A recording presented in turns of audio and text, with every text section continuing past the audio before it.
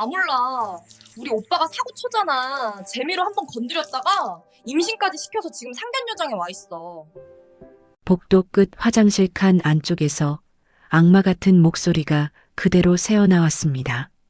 저는 비누 거품 묻은 손을 그대로 멈췄습니다. 수도꼭지 물소리만 괜히 크게 들리고 제 귓속은 순간 새하얘졌죠.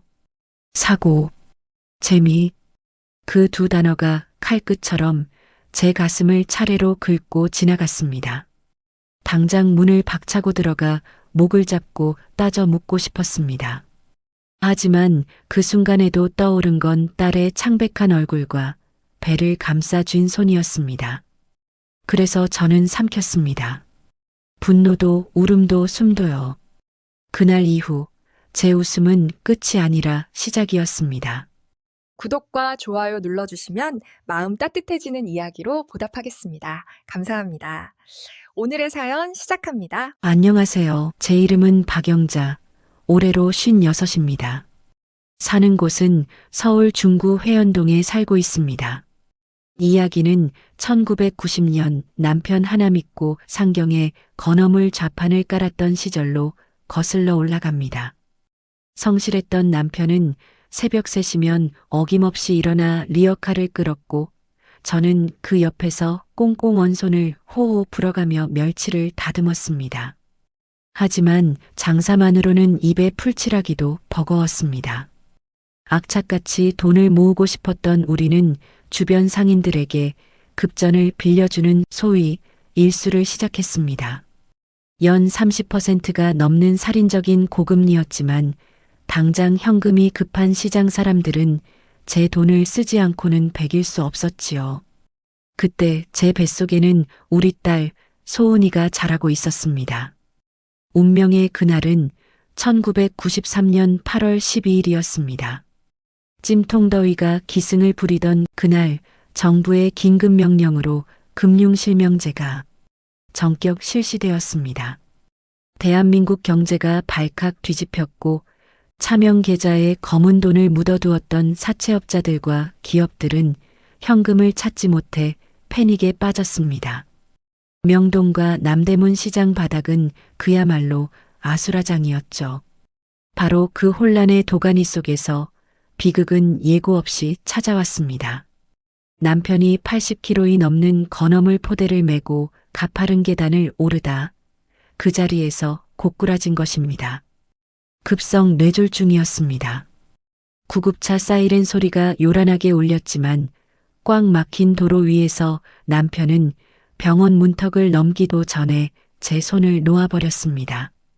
임신 8개월 남산만한 저는 길바닥에서 남편의 식어가는 뺨을 비비며 피울음을 토해냈습니다. 하늘이 무너진다는 게 어떤 건지 그때 처음 뼈저리게 알았습니다. 하지만 슬퍼할 겨를조차 제게는 사치였습니다. 장례를 치르자마자 금융실명제 여파로 현금줄이 막힌 기업 사장들과 상인들이 제 바짓가랑이를 붙잡고 늘어졌으니까요. 그때 제 눈에 도끼가 서렸습니다. 남편을 잡아먹고 살아남은 이 질긴 목숨, 돈이라도 미친 듯이 벌어보자고 결심했죠. 남들이 현금을 숨기느라 바쁠 때 저는 남편의 사망보험금과 그동안 모은 현금을 탈탈 털어 시장에 풀었습니다. 부도 직전에 기업 어음을 헐값에 사들이고 현금이 급한 부자들에게 고리로 돈을 빌려주며 덩치를 키웠습니다. 현금 가뭄이 든 시장에서 현찰을 쥔 저는 갑 중의 갑이었습니다. 사람들은 저를 남대문의 독종과부라 불렀지만 상관없었습니다. 소은이를 키우는 건 돈이 없어서가 아니라 이 지독한 돈 냄새를 숨기기 위한 전쟁이었습니다. 이미 금고에는 강남 아파트 몇 채 값이 쌓여 있었지만 저는 일부러 시장통 쪽방을 고집하며 낡은 조끼 하나로 사계절을 버텼습니다. 제 끼니는 가게 구석에서 식은 밥으로 대충 때우면서도 아이 학원비 봉투만큼은 언제나 은행에서 갓 뽑은 빳빳한 새 돈으로 채워보냈죠. 남들은 지독한 구두쇠라 손가락질했지만 상관없었습니다. 제가 허리띠를 졸라맬수록 내 딸은 돈 무서운 줄 모르고 구김살 없이 클 수 있었으니까요. 배가 고파서 서러웠던 게 아니라 넘치는 돈을 두고도 딸을 위해 거짓골을 자처해야만 했던 그 이중생활이 사무치게 외로웠을 뿐입니다. 그렇게 모은 돈으로 설립한 대부업체는 IMF 외환위기를 거치며 명동 사채시장을 쥐락펴락하는 거대 금융회사로 성장했습니다. 저는 김 대표를 바지사장으로 내세워 경영을 맡기고 지분 50% 이상을 보유한 실소유주로 뒤에 물러나 있었습니다. 그러나 돈이 산처럼 쌓일수록 마음의 구멍은 커져만 갔습니다. 소은이가 5살 되는 해에 저에게 지독한 우울증이 찾아왔습니다. 밤마다 죽은 남편의 환영이 보였습니다. 결국 저는 화려한 회장실을 김 대표에게 전적으로 일임하고 다시 제 고향과도 같은 비린내 나는 시장통으로 돌아왔습니다. 낡은 조끼를 입고 오징어를 찢으며 손님들과 100원, 200원 실랑이를 벌일 때에야 비로소 제가 살아있음을 느낄 수 있었기 때문이죠. 그렇게 저는 철저히 저를 숨겼습니다. 돈 보고 달려드는 날파리들로부터 내 순한 딸을 지키기 위해서였습니다. 제 딸만큼은 돈 냄새가 아니라 꽃향기를 맡으며 살기를 바랐습니다. 그런데 오늘 저는 그 믿음이 산산조각 나는 소리를 들었습니다. 며칠 전 소은이가 임신했다며 울먹이며 데려온 그 남자와 상견례를 했습니다. 그런데 그 잘난 태성건설 집안 사람들이 제 딸의 배를 가리키며 사고라고 킬킬거리고 낡은 제 옷차림을 보며 코를 막던 그 경멸 어린 눈빛들을 보았습니다. 제 가슴속 깊은 곳 1993년 그 뜨거웠던 여름날 품었던 도끼가 다시금 꿈틀거립니다. 남편을 잃고 청춘을 바치고 손가락 지문이 닳아 없어질 정도로 악착같이 일궈낸 내 삶을 고작 겉만 번지르르 한 졸부 따위가 짓밟으려 하다니요. 내 딸 소은이와 뱃속의 아이 눈에서 눈물 한 방울이라도 떨어지는 순간 저는 그동안 숨겨왔던 이 거대한 자본의 칼날을 뽑아들 것입니다. 그들이 그토록 사랑하는 돈으로 그들의 목을 아주 천천히 그리고 잔혹하게 조여줄 것입니다. 이것은 단순한 복수가 아닙니다. 30년 세월 비린내와 싸우며 지켜온 내 인생과 내 딸에 대한 가장 처절한 증명이 될 테니까요. 그렇게 상견례 장소인 청담동의 한정식집 주차장에 도착했습니다. 소은이는 차에서 내리지도 못한 채 입덧을 참느라 헛구역질을 하고 있었습니다. 창백해진 녀석은 제 거친 손을 두 손으로 감싸주며 배를 문질렀습니다. 엄마 나 속이 계속 울렁거려요. 그런데도 와야 했어요. 엄마 나 진짜 무서워요. 엄마 뱃속에 아기 생각해서라도 무슨 소리를 들어도 나봐서 한 번만 참아줘. 응? 제발. 오늘만 넘기면 나 진짜 잘할게요. 엄마 부탁이에요. 딸아이는 애원했습니다. 임신 8주 차. 아직 티는 안 나지만 녀석에게는 세상 그 무엇보다 지켜야 할 우주가 생긴 겁니다. 속에서 뜨거운 것이 울컥 치솟았지만 저는 억지로 입꼬리를 올렸습니다. 걱정 마라. 엄마가 어떤 사람인데 아이 생각해서라도 바보같이 웃고만 있을게. 너는 숨만 잘 쉬어. 아기 놀라면 안 되잖니. 그리고 네가 잘못한 거 없어요. 알았죠? 우리는 안내받은 룸으로 향했습니다. 문을 열자 훅 끼쳐오는 음식 냄새와 함께 싸늘한 정적이 흘렀습니다. 예비 사돈 식구들은 이미 식사를 하고 있었습니다. 우리 모녀가 들어섰는데도 엉덩이를 떼는 신용조차 하지 않더군요. 태성건설 회장이라는 예비 바깥사돈은 신문을 펴든 채 눈길조차 주지 않았고 예비 안사돈은 입가에 묻은 양념을 냅킨으로 톡톡 두드리며 곁눈질로 저를 훑쳤습니다. 어머 오셨어요? 우린 안 오는 줄 알고 먼저 들었어요. 홀몸도 아닌 애가 온다는데. 좀 일찍 들어오시지. 그러게요. 임신한 사람 데리고 다니는 게 쉬운 줄 아세요? 세상 참 편하게 사셨나 봐요. 앉긴 앉으세요. 근데 여기 냄새가 좀 섞이면 곤란하니까요. 안사돈이 말했습니다. 임신한 며느리를 걱정하는 말이 아니라 게으르다고 타박하는 투였죠. 그 목소리에는 비단에 감싼 칼날 같은 가시가 돋쳐 있었습니다. 저는 짐짓 모르는 척 고개를 숙였습니다. 죄송합니다. 입덧이 좀 심해서 오다가 차를 세우느라 늦었습니다. 소은이가 요즘 속이 많이 안 좋아서요. 그래도 인사드려야 하니까 왔습니다. 폐를 끼쳤다면 죄송합니다. 자리에 앉으려는데 맞은편에 앉아있던 예비 시누이가 코를 킁킁거렸습니다. 명품 로고가 박힌 스카프를 두른 그녀는 손부채질을 하며 미간을 찌푸렸습니다. 엄마, 어디서 이상한 냄새 안 나? 무슨 젓갈 냄새 같은 거. 아, 진짜 입덧 있는 사람 앞에서 이런 냄새는 너무한 거 아니에요? 나 숨 막혀요. 여기 공기 좀 바꿔요. 그녀의 시선이 제 낡은 가방에 꽂혔습니다. 시장에서 10,000원 주고 산 인조 가죽 가방이었죠. 그녀는 옆에 앉은 제 예비 사위, 민석이의 옆구리를 찌르며 킬킬거렸습니다. 오빠, 저 가방 봐. 저거 로고 박음질 삐뚤어진 거 보여? 요즘 짝퉁 시장에서도 저런 건 안 팔겠다. 애기한테 안 좋은 균 옮으면 어떡해? 그리고 솔직히 애 엄마가 들고 다니기엔 좀 너무 티나잖아.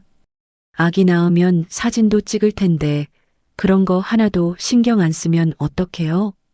민석이 놈은 제 여동생의 말에 피식 웃음을 터뜨렸습니다.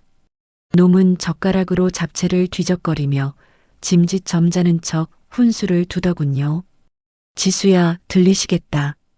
원래 어른들은 편한 게 최고라고 생각하시잖아. 이해해드려. 어머님 신경 쓰지 마세요. 지수는 원래 말이 좀 그래요. 소은이도 입덧 심하니까 오늘은 분위기 좋게 갑시다. 그렇죠? 그러면서도 민석이는 지수 쪽으로 고개를 살짝 돌려 목소리를 낮춰 툭 내뱉었습니다. 야, 조용히 좀 해. 여기서 난리치면 나도 피곤해. 나중에 네가 말한 것들 내가 알아서 할 테니까 지금은 입 닫아. 소은이의 얼굴이 하얗게 질렸습니다.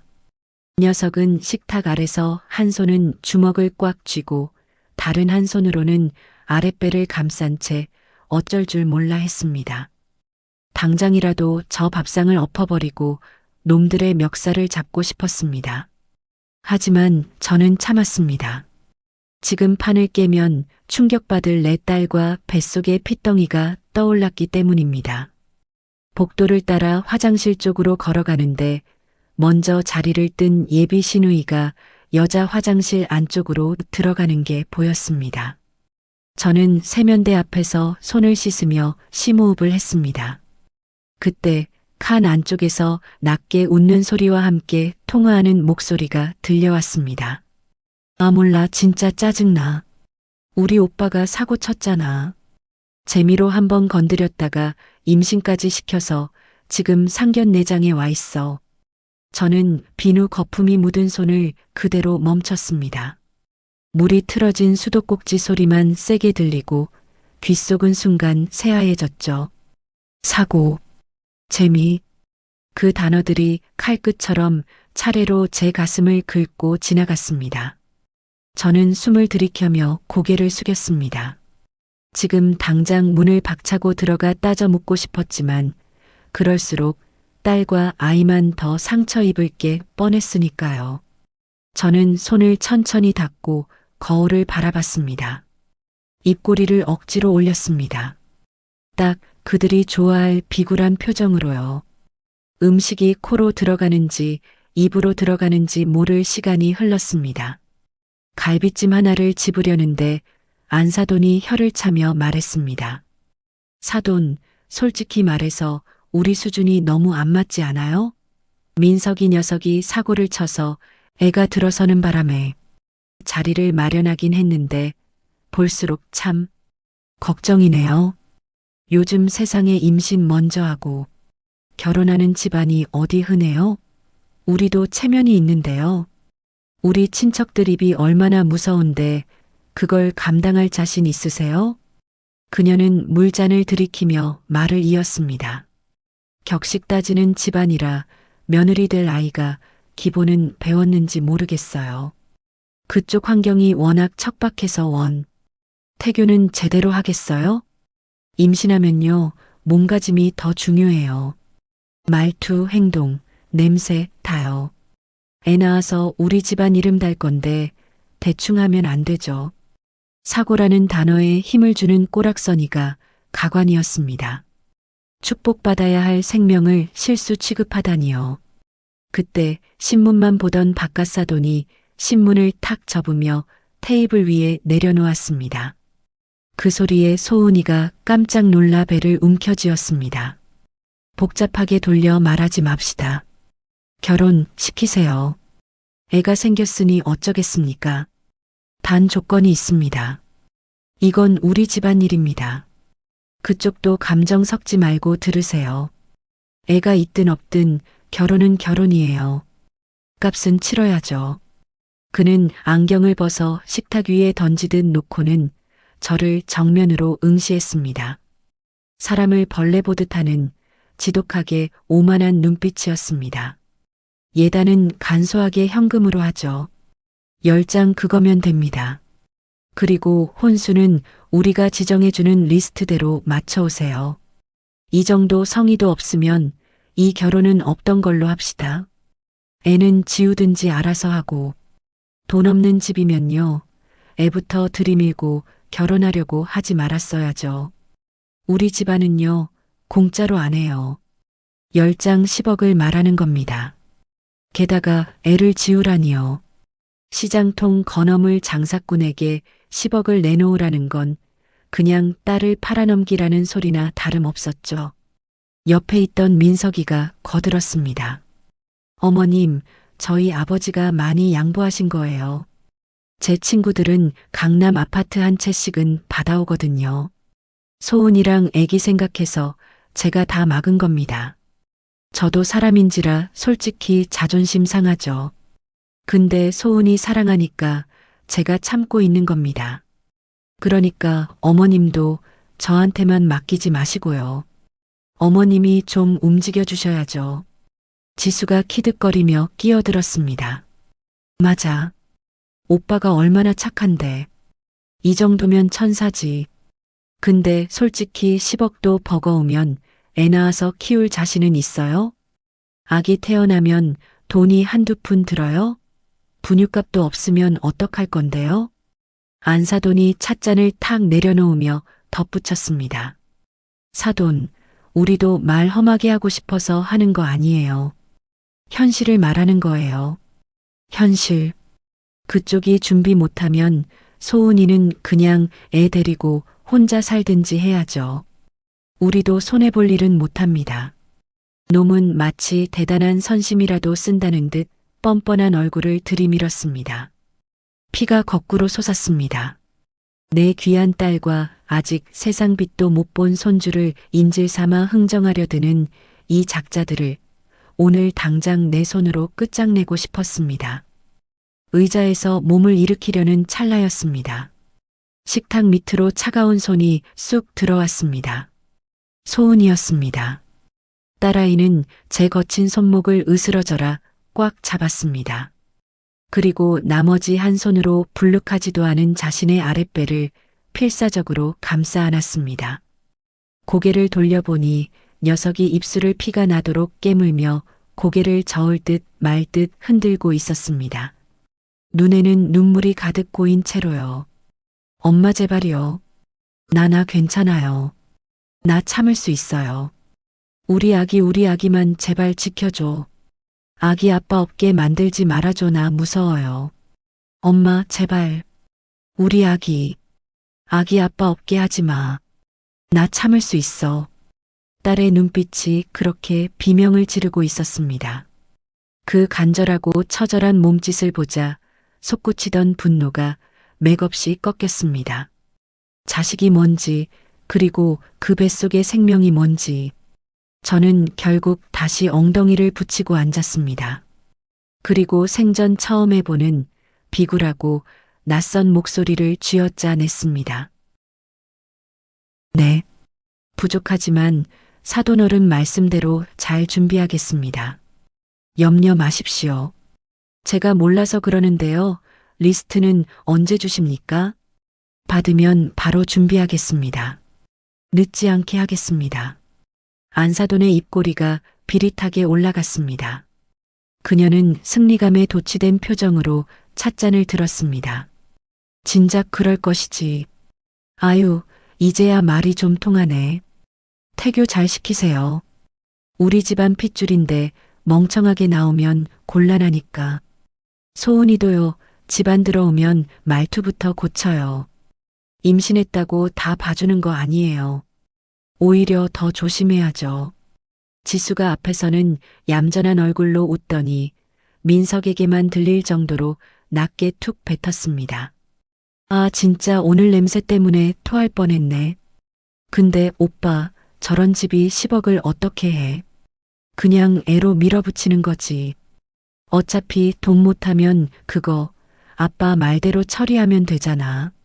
민석도 이를 악문 얼굴로 작게 답했습니다. 야, 말 조심해. 여기서 들리면 골치 아파. 일단 결혼부터 해. 그 다음은 내가 알아서 할게. 지옥 같은 식사 시간이 끝났습니다. 발렛이 태성건설 쪽 검은 외제차 문을 열어주자 그들은 우리 쪽은 보지도 않은 채 올라탔습니다. 딸은 배를 감싼 손에 힘이 들어가 손가락 마디가 하얗게 질려 있었죠. 그때 회장이 창문을 너머로 소리가 들려왔습니다. 오빠 어쩌다 저런 쓰레기 집안과 엮였어? 재미 한번 보려다가 임신까지 시켜놓고 해가지고 쯧쯧. 그냥 버려. 순간 딸이 숨을 들이켰습니다. 배를 감싼 손이 떨렸고 눈물이 뚝 떨어졌죠. 저는 웃었습니다. 딱 그들이 좋아하는 비굴한 웃음으로요. 소은이는 주차장 기둥 뒤에 주저앉아 헛구역질을 하며 소리 없이 울고 있었습니다. 왜? 엄마, 미안해. 내가 너무 못나서 엄마까지 이런 꼴 당하게 하고 아기만 아니었으면 엄마 나 진짜 오늘 숨이 막혔어. 나 도망가고 싶었는데 아기 생각하면 발이 안 떨어졌어. 나 어떡해요 엄마. 저는 떨고 있는 딸아이를 일으켜 세워 꼭 안아주었습니다. 녀석의 배에 닿은 제 손이 떨렸습니다. 마음이 찢어지는 것 같았지만 저는 울지 않았습니다. 아니, 울 자격이 없었습니다. 내가 힘을 숨긴 탓에 내 새끼와 손주가 저런 취급을 당했다는 자책감이 가슴을 후벼 팠기 때문입니다. 저는 딸을 택시에 태워 먼저 보냈습니다.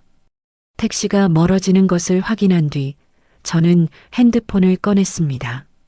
방금 전까지 굽실거렸던 비굴한 표정은 온데간데 없고 제 얼굴에는 서늘한 살기만이 남았습니다.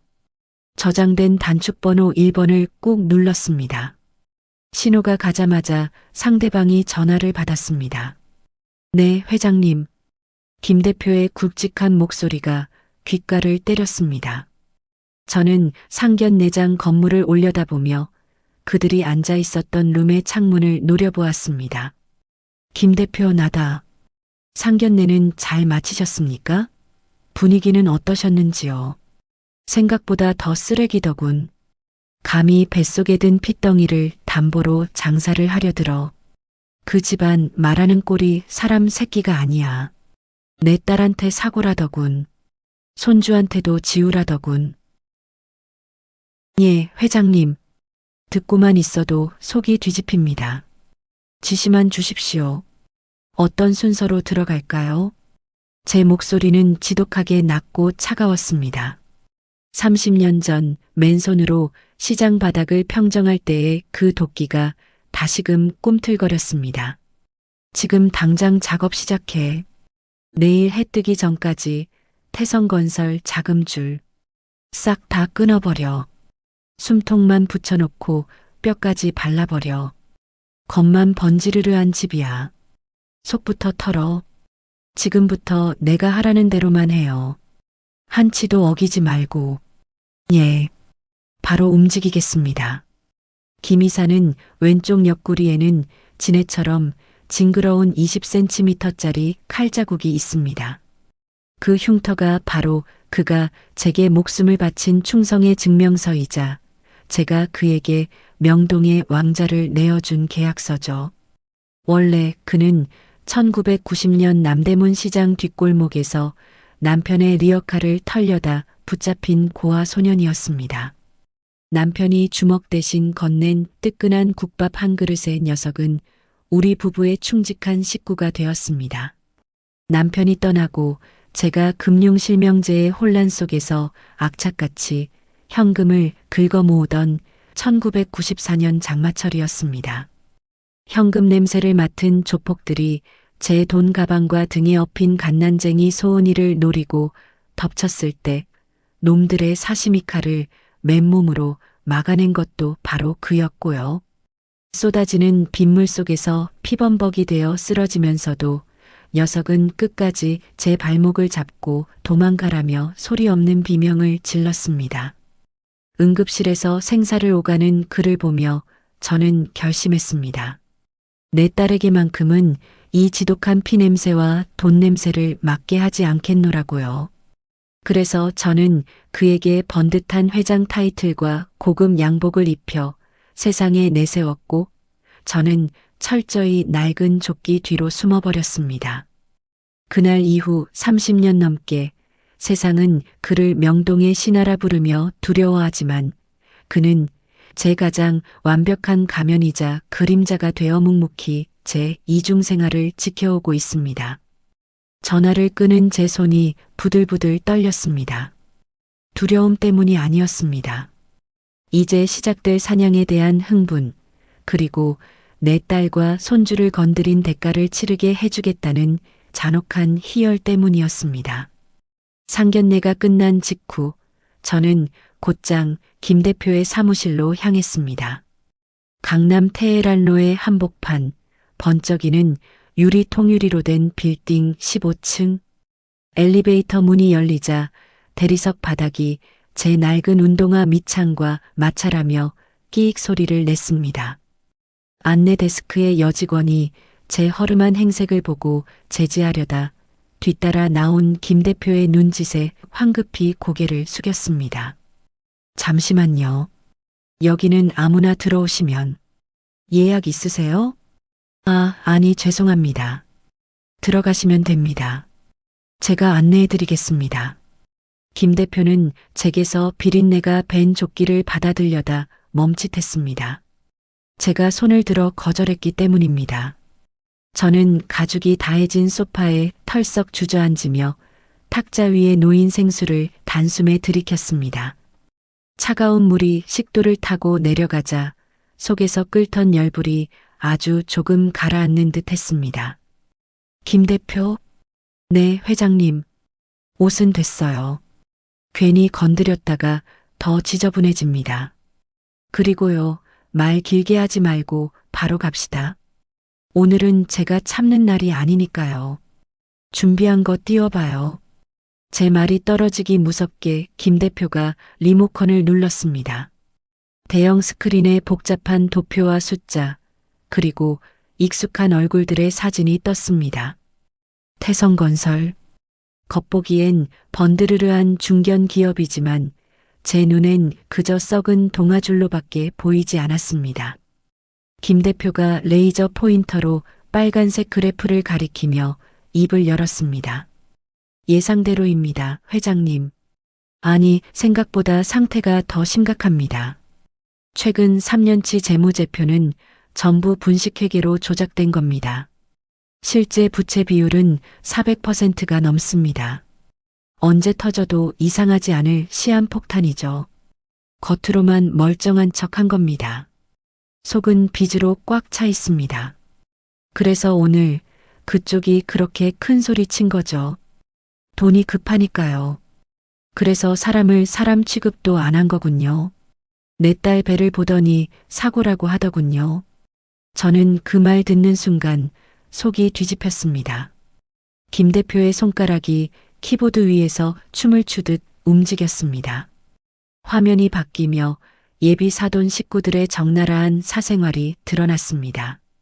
바깥 사돈인 최 회장은 하청업체 대금을 부풀려 비자금을 조성한 정황이 포착됐습니다.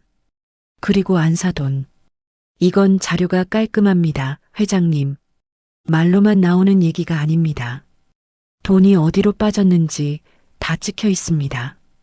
김 대표가 혀를 찢차며 화면을 확대했습니다. 백화점 VIP 라운지 이용 내역과 카드 명세서가 폭포수처럼 쏟아졌습니다.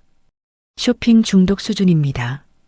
매달 품위 유지비로만 수천만 원을 긁어대는데 이걸 메우려고 회사 법인 카드까지 손을 댔더군요.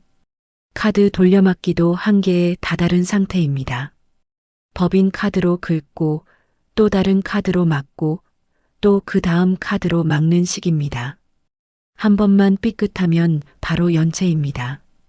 그리고요, 이 사람은 체면이 생명이라서 연체 문자 하나만 떠도 난리 납니다. 체면이요? 오늘도 체면 타령만 하던데 속은 저 모양이었군요. 기가 막힙니다. 그리고 마지막 제 딸아이의 배를 보며 사고라고 짓거렸던 예비 사위놈의 얼굴이 떴습니다. 강원도 카지노 출입 기록과 사설 도박 사이트 접속 로그. 놈은 도박 빚만 5억이 넘게 깔려있는 상태였습니다.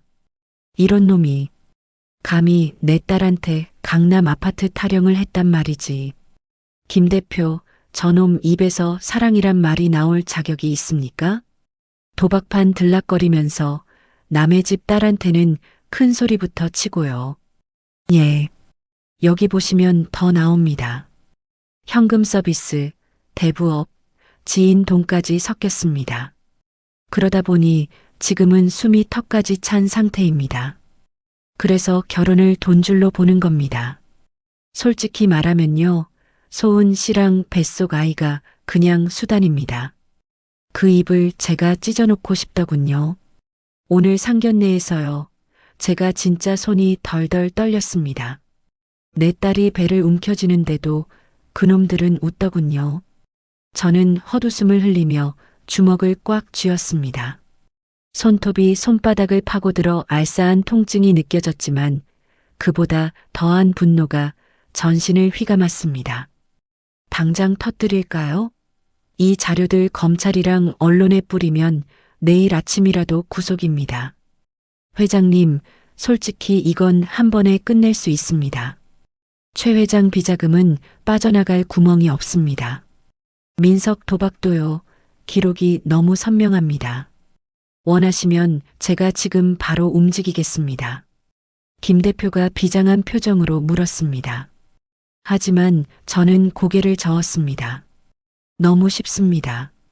그렇게 끝내기엔 제 딸이 흘린 눈물의 무게가 너무 무거웠으니까요.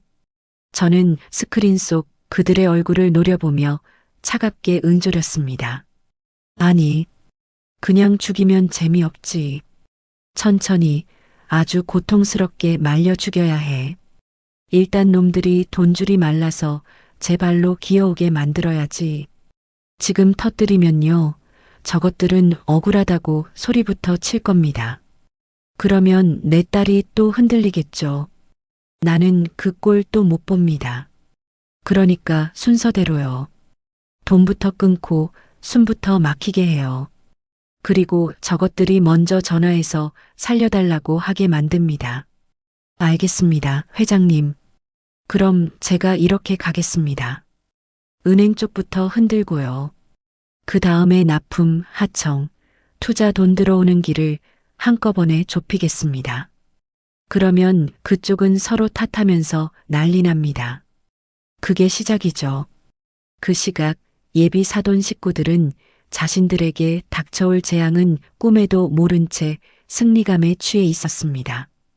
저는 마치 그 현장에 있는 CCTV가 된 것처럼 그들의 추태를 생생하게 그려볼 수 있었습니다. 청담동의 한 고급 백화점 VIP룸. 안사도는 푹신한 벨벳 소파에 몸을 파묻은 채 샴페인 잔을 빙빙 돌리고 있었습니다. 그녀의 앞에는 방금 결제한 명품 가방들이 전리품처럼 쌓여 있었죠. 아유, 속 시원해. 그 옆편 내 표정 봤어? 내가 10장 부르니까. 눈이 동그래져서는 뻐끔거리는데 꼭 시장 좌판에 올라온 붕어 같더라니까. 내가 일부러 현금이라고 했잖아. 표정이 딱 굳더니 끝내 고개 숙이더라. 사람은요, 급하면 다 고개 숙이는 거예요. 안사돈이 고개를 뒤로 젖히며 깔깔거렸습니다. 목에 걸린 진주 목걸이가 찰랑거리며 경박한 소리를 냈습니다. 맞은편에 앉아 잡지를 넘기던 예비 시누이가 키득거렸습니다. 엄마, 근데 진짜 그 돈 해올 수 있대? 꼬락서니 보니까 월세 보증금도 없어 보이던데. 냄새나서 죽는 줄 알았어. 나 진짜 속 울렁거렸어요. 그 조끼 냄새가 확 올라오는데 미치는 줄. 근데 소은이는요? 임신한 사람이 얼굴이 왜 그렇게 죽어 있어요? 완전 겁먹었더라. 해오겠지. 지 딸년이 배가 불러오는데 별 수 있어? 안 해오면 파혼한다고 으름장 놓으면 빚을 내서라도 가져올 거야. 그 돈이면 내 아빠 비자금 구멍 난 거랑 내 카드값 급한 불은 끄겠더라. 그리고 솔직히요, 애가 있으니까 더 쉽게 잡히는 거야. 애 가진 애는 도망을 못 가. 그러니까 우리가 말만 세게 하면 알아서 고개 숙이잖아. 그녀들은 제 딸과 뱃속의 손주를 그저 자신들의 비탄감용 담보물로 여기고 있었습니다. 안사도는 샴페인을 한 모금 들이키고는 눈을 가늘게 뜨며 중얼거렸습니다. 근데 말이야, 그 여자가 시장에서 꽤 오래 장사했다며? 혹시 돈 좀 있는 거 아니야? 나 이런 촉 있잖아. 겉으로는 초라해도 뒤로 뭐 숨긴 사람들 있어. 에이, 그래봤자 푼돈이겠지. 무슨 시장 아줌마가 큰 돈이 있겠어. 돈 있으면요, 가방부터 바꿔요. 근데 그 아줌마 가방 봤잖아요. 딱 10,000원짜리. 그걸 들고 와서 우리랑 상견례를 해요? 웃기죠. 시누이가 코웃음을 쳤습니다. 안사도는 고개를 끄덕이면서도 입맛을 다시듯 혀를 날름거렸습니다. 그래도 혹시 모르니까 뜯어낼 수 있는 건 다 뜯어내야지. 우리 민석이 짝으로 들였으면 그 정도 고열은 짜내야 하는 거 아니겠니? 10억은 시작이야. 혼수도 리스트 딱 던져. 그리고 애 낳으면 돈 들어갈 때 많잖아. 산후조리원, 도우미, 이것저것. 그 돈도 결국 저쪽에서 나오게 해야지. 못한다고 하면요? 더 쪼으면 돼. 애가 있으니까 더 잘 먹힙니다. 역겨웠습니다. 그들의 대화는 인간의 언어가 아니라 탐욕스러운 짐승의 울음소리 같았습니다. 저는 사무실 의자를 돌려 창밖을 내려다보았습니다. 화려한 서울의 야경이 발 아래 펼쳐져 있었지만 제 눈에는 그저 차가운 잿빛으로 보일 뿐이었습니다. 김 대표? 네, 회장님. 소문을 좀 내야겠다. 아주 은밀하고 달콤하게. 어떤 소문을 말씀하십니까? 저는 책상 위에 놓인 만년필을 집어들어 허공을 긋듯 돌렸습니다. 남대문 건어물 가게 여자가 사실은 명동 전주들이랑 끈이 닿아 있는 브로커라는 소문. 현금 융통 하나는 기가 막히게 해주는데 아는 사람만 아름아름 해준다는 그런 소문 말이야. 김 대표의 눈이 번뜩였습니다. 제 의도를 단박에 알아차린 것이죠. 아, 돈줄이 막히면 결국 회장님을 찾아오게 만들 생각이시군요. 겉으로는 아는 사람 소개받았다는 모양새가 되게요. 그러면 저쪽은 의심을 덜하겠죠. 그래. 제도권 금융이 막히면 놈들은 썩은 동아줄이라도 잡고 싶어질 테니까. 그때 내가 구세주인 척, 아니, 아주 멍청하고 이용해 먹기 좋은 먹잇감인 척 나타나 주는 거지. 김 대표, 저것들은요. 사람을 볼 줄 몰라요. 겉모습만 보고 판단합니다. 그러니까 내가 일부러 더 초라하게 보일 겁니다. 그럼 더 쉽게 달려들겠죠. 알겠습니다. 그 소문은요, 너무 크면 안 됩니다. 작게, 그런데 끈질기게 돌아야 합니다. 그리고 현금 잘 구해준다, 이 말이 핵심이죠. 제가 사람들 동선까지 계산해서 자연스럽게 흘리겠습니다. 이것은 덫이었습니다. 그들의 탐욕을 이용해 스스로 파멸의 구렁텅이로 걸어 들어오게 만들 미끼. 그들은 저를 무식한 시장 아줌마로 알고 있으니 제가 브로커 노릇을 하며 중간에서 수수료나 챙기는 속물이라고 생각하면 오히려 더 안심하고 달려들 것입니다. 내일 아침 9시 주거래 은행부터 작업 들어가. 대출 연장 불가 통보 동시에 날려. 전화는 한 군데만 하지 말고요. 여기저기서 한꺼번에 맞게 하세요. 그래야 정신을 못 차립니다. 알겠습니다. 바로 은행장들에게 연락 돌리겠습니다. 그리고 같은 시간에 다른 금융사 쪽도 움직이겠습니다. 한편으로는 납품처 쪽에도 압박이 들어가게 하죠. 그러다 보니 태성건설은 내일 하루 만에 숨이 턱 막힐 겁니다. 김 대표가 고개를 숙이고 나갔습니다. 텅 빈 사무실에 홀로 남은 저는 품에서 꼬깃꼬깃해진 딸아이의 초음파 사진을 꺼냈습니다. 콩할 만한 점 하나. 아직 심장 소리조차 희미한 이 작은 생명을 지키기 위해 할미는 기꺼이 악마가 되기로 했습니다. 그래, 너는 걱정하지 마. 할미가 지킬게. 누가 건드리면 그냥 안 둡니다. 창문에 비친 제 얼굴은 더 이상 딸아이 앞에서의 인자한 엄마가 아니었습니다. 먹잇감의 목덜미를 노리는 맹수의 눈빛. 즐길 수 있을 때 실컷 즐겨둬라. 내일 해가 뜨면 너희들의 세상은 지옥으로 바뀔 테니까. 오늘은 너희가 웃었지. 그런데 내일은요, 너희가 울 차례입니다. 내 딸한테 한 말 다 돌려받을 겁니다. 저는 사진을 다시 품에 넣고 자리에서 일어났습니다. 비린내 나는 조끼를 다시 걸쳐 입으며 저는 입꼬리를 비틀어 올렸습니다. 사냥 준비는 끝났습니다. 다음 날 아침 9시 금융권의 업무 시작과 동시에 제 복수의 시계 바늘도 돌아가기 시작했습니다. 시장통은 새벽부터 시끌벅적했지만 제 귀에는 오직 그들의 비명소리가 들려오는 듯 했습니다. 저는 가게 구석진 의자에 앉아 종이컵에 믹스커피를 탔습니다. 뜨거운 김이 모락모락 피어오르는 달달한 커피 한 모금. 그 맛이 오늘따라 유난히 진하고 고소하더군요.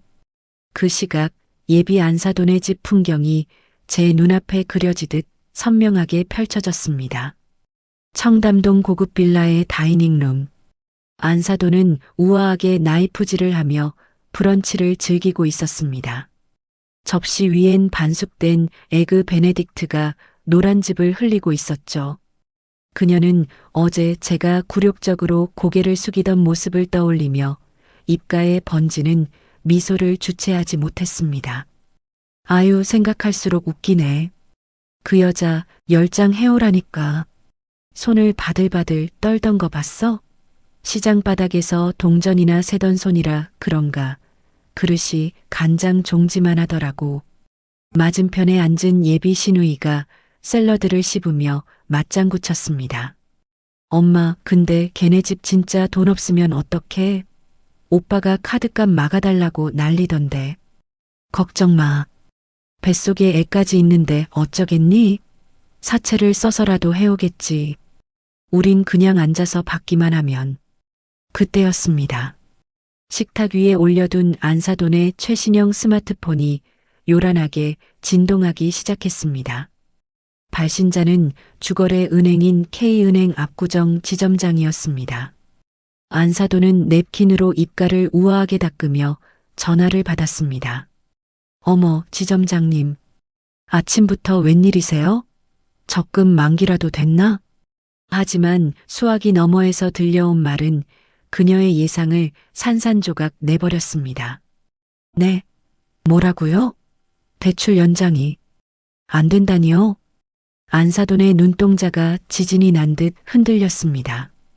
포크를 쥔 손에 힘이 들어가 달그락거리는 소리가 났습니다. 아니, 그게 무슨 소리예요? 우리가 그 은행에 넣어둔 이자만 얼만데 본사 감사 지침이라니 그런 게 어디 있어요? 사모님 죄송합니다. 오늘 오후 4시까지입니다. 기업 운전 자금 대출 30억, 전액 상환 안 되시면 부도 처리 절차 밟게 됩니다. 이보세요. 지점장님, 여보세요. 뚜마이너스. 전화는 매정하게 끊겼습니다. 안사돈의 얼굴에서 핏기가 싹 가셨습니다. 그녀는 멍하니 허공을 응시하다가 손이 미끄러져 들고 있던 와인잔을 식탁 위로 엎질렀습니다. 붉은 와인이 하얀 식탁볼을 피처럼 적셔나갔지만 그녀는 비명조차 지르지 못했습니다. 같은 시각 태성건설 회장실의 상황도 아비규환이었습니다. 회장님, 큰일 났습니다. 재무이사가 사색이 되어 회장실 문을 박차고 들어왔습니다.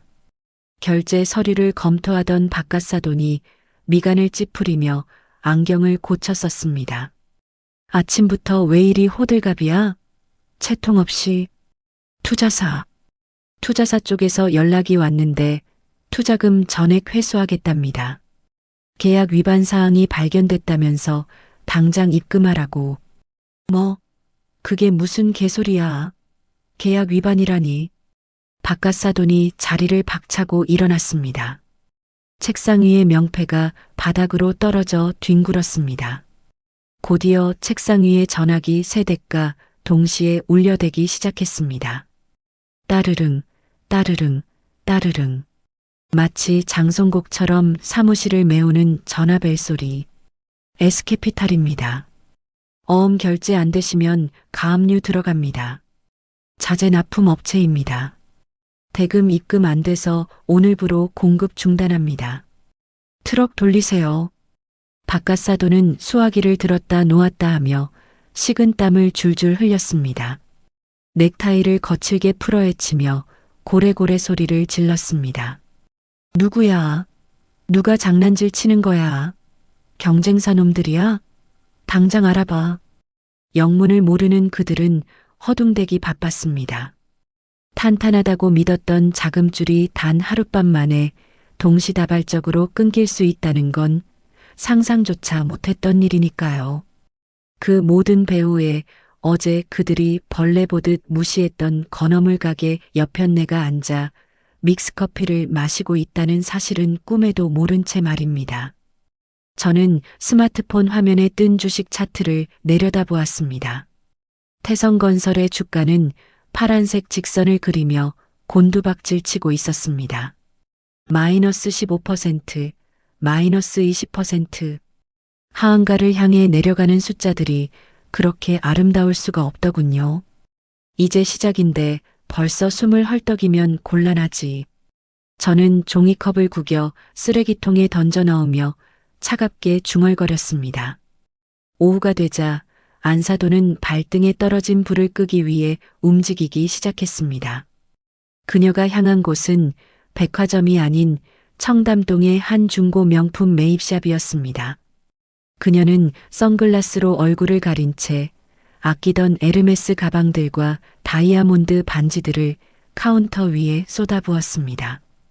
매입 직원이 감정용 루페 확대 경로 물건들을 훑어보며 건조하게 말했습니다. 사모님, 요즘 경기가 안 좋아서요. 이거 다 합쳐도 1억 5천밖에 못 드려요.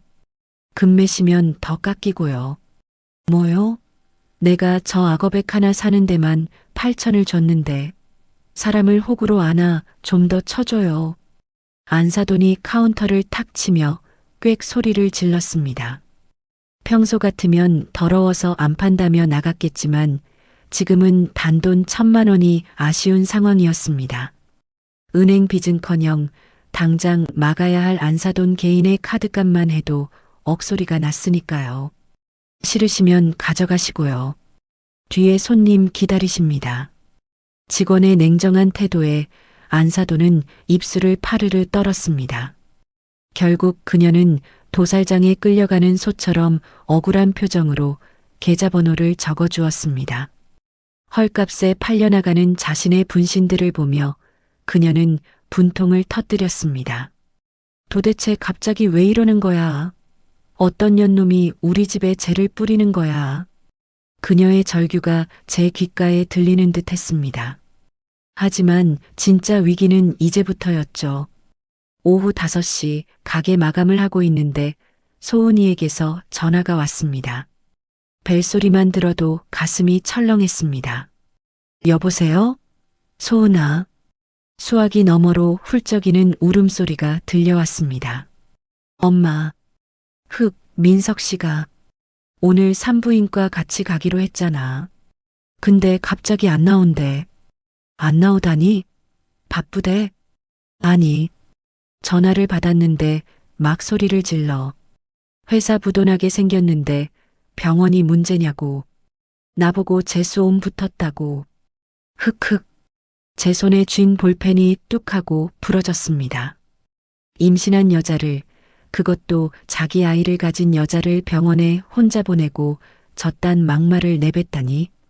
민석이 놈, 돈이 궁해지니 그 얄팍한 미천이 바닥까지 드러나는구나 싶었습니다. 울지 마. 뱃속 아기 놀란다. 그놈이 미쳐서 그래. 엄마가 데려다 줄까? 아니야. 엄마 장사해야지. 나 혼자 갈 수 있어. 그냥 너무 서러워서. 소은이는 끝내 울음을 삼키며 전화를 끊었습니다. 끊긴 전화기를 쥔 제 손등 위로 굵은 핏줄이 돋아났습니다. 마음 같아서는 당장 쫓아가 그놈의 뺨을 올려붙이고 싶었지만 저는 눈을 감고 심호흡을 했습니다. 참아라. 참아야 한다. 지금 건드리면 기껏 쳐놓은 덫이 망가진다. 저는 딸의 눈물을 연료 삼아 복수의 불길을 더 키웠습니다. 이제 그들은 완벽하게 고립되었습니다. 은행도 투자사도 지인들도 모두 등을 돌렸습니다.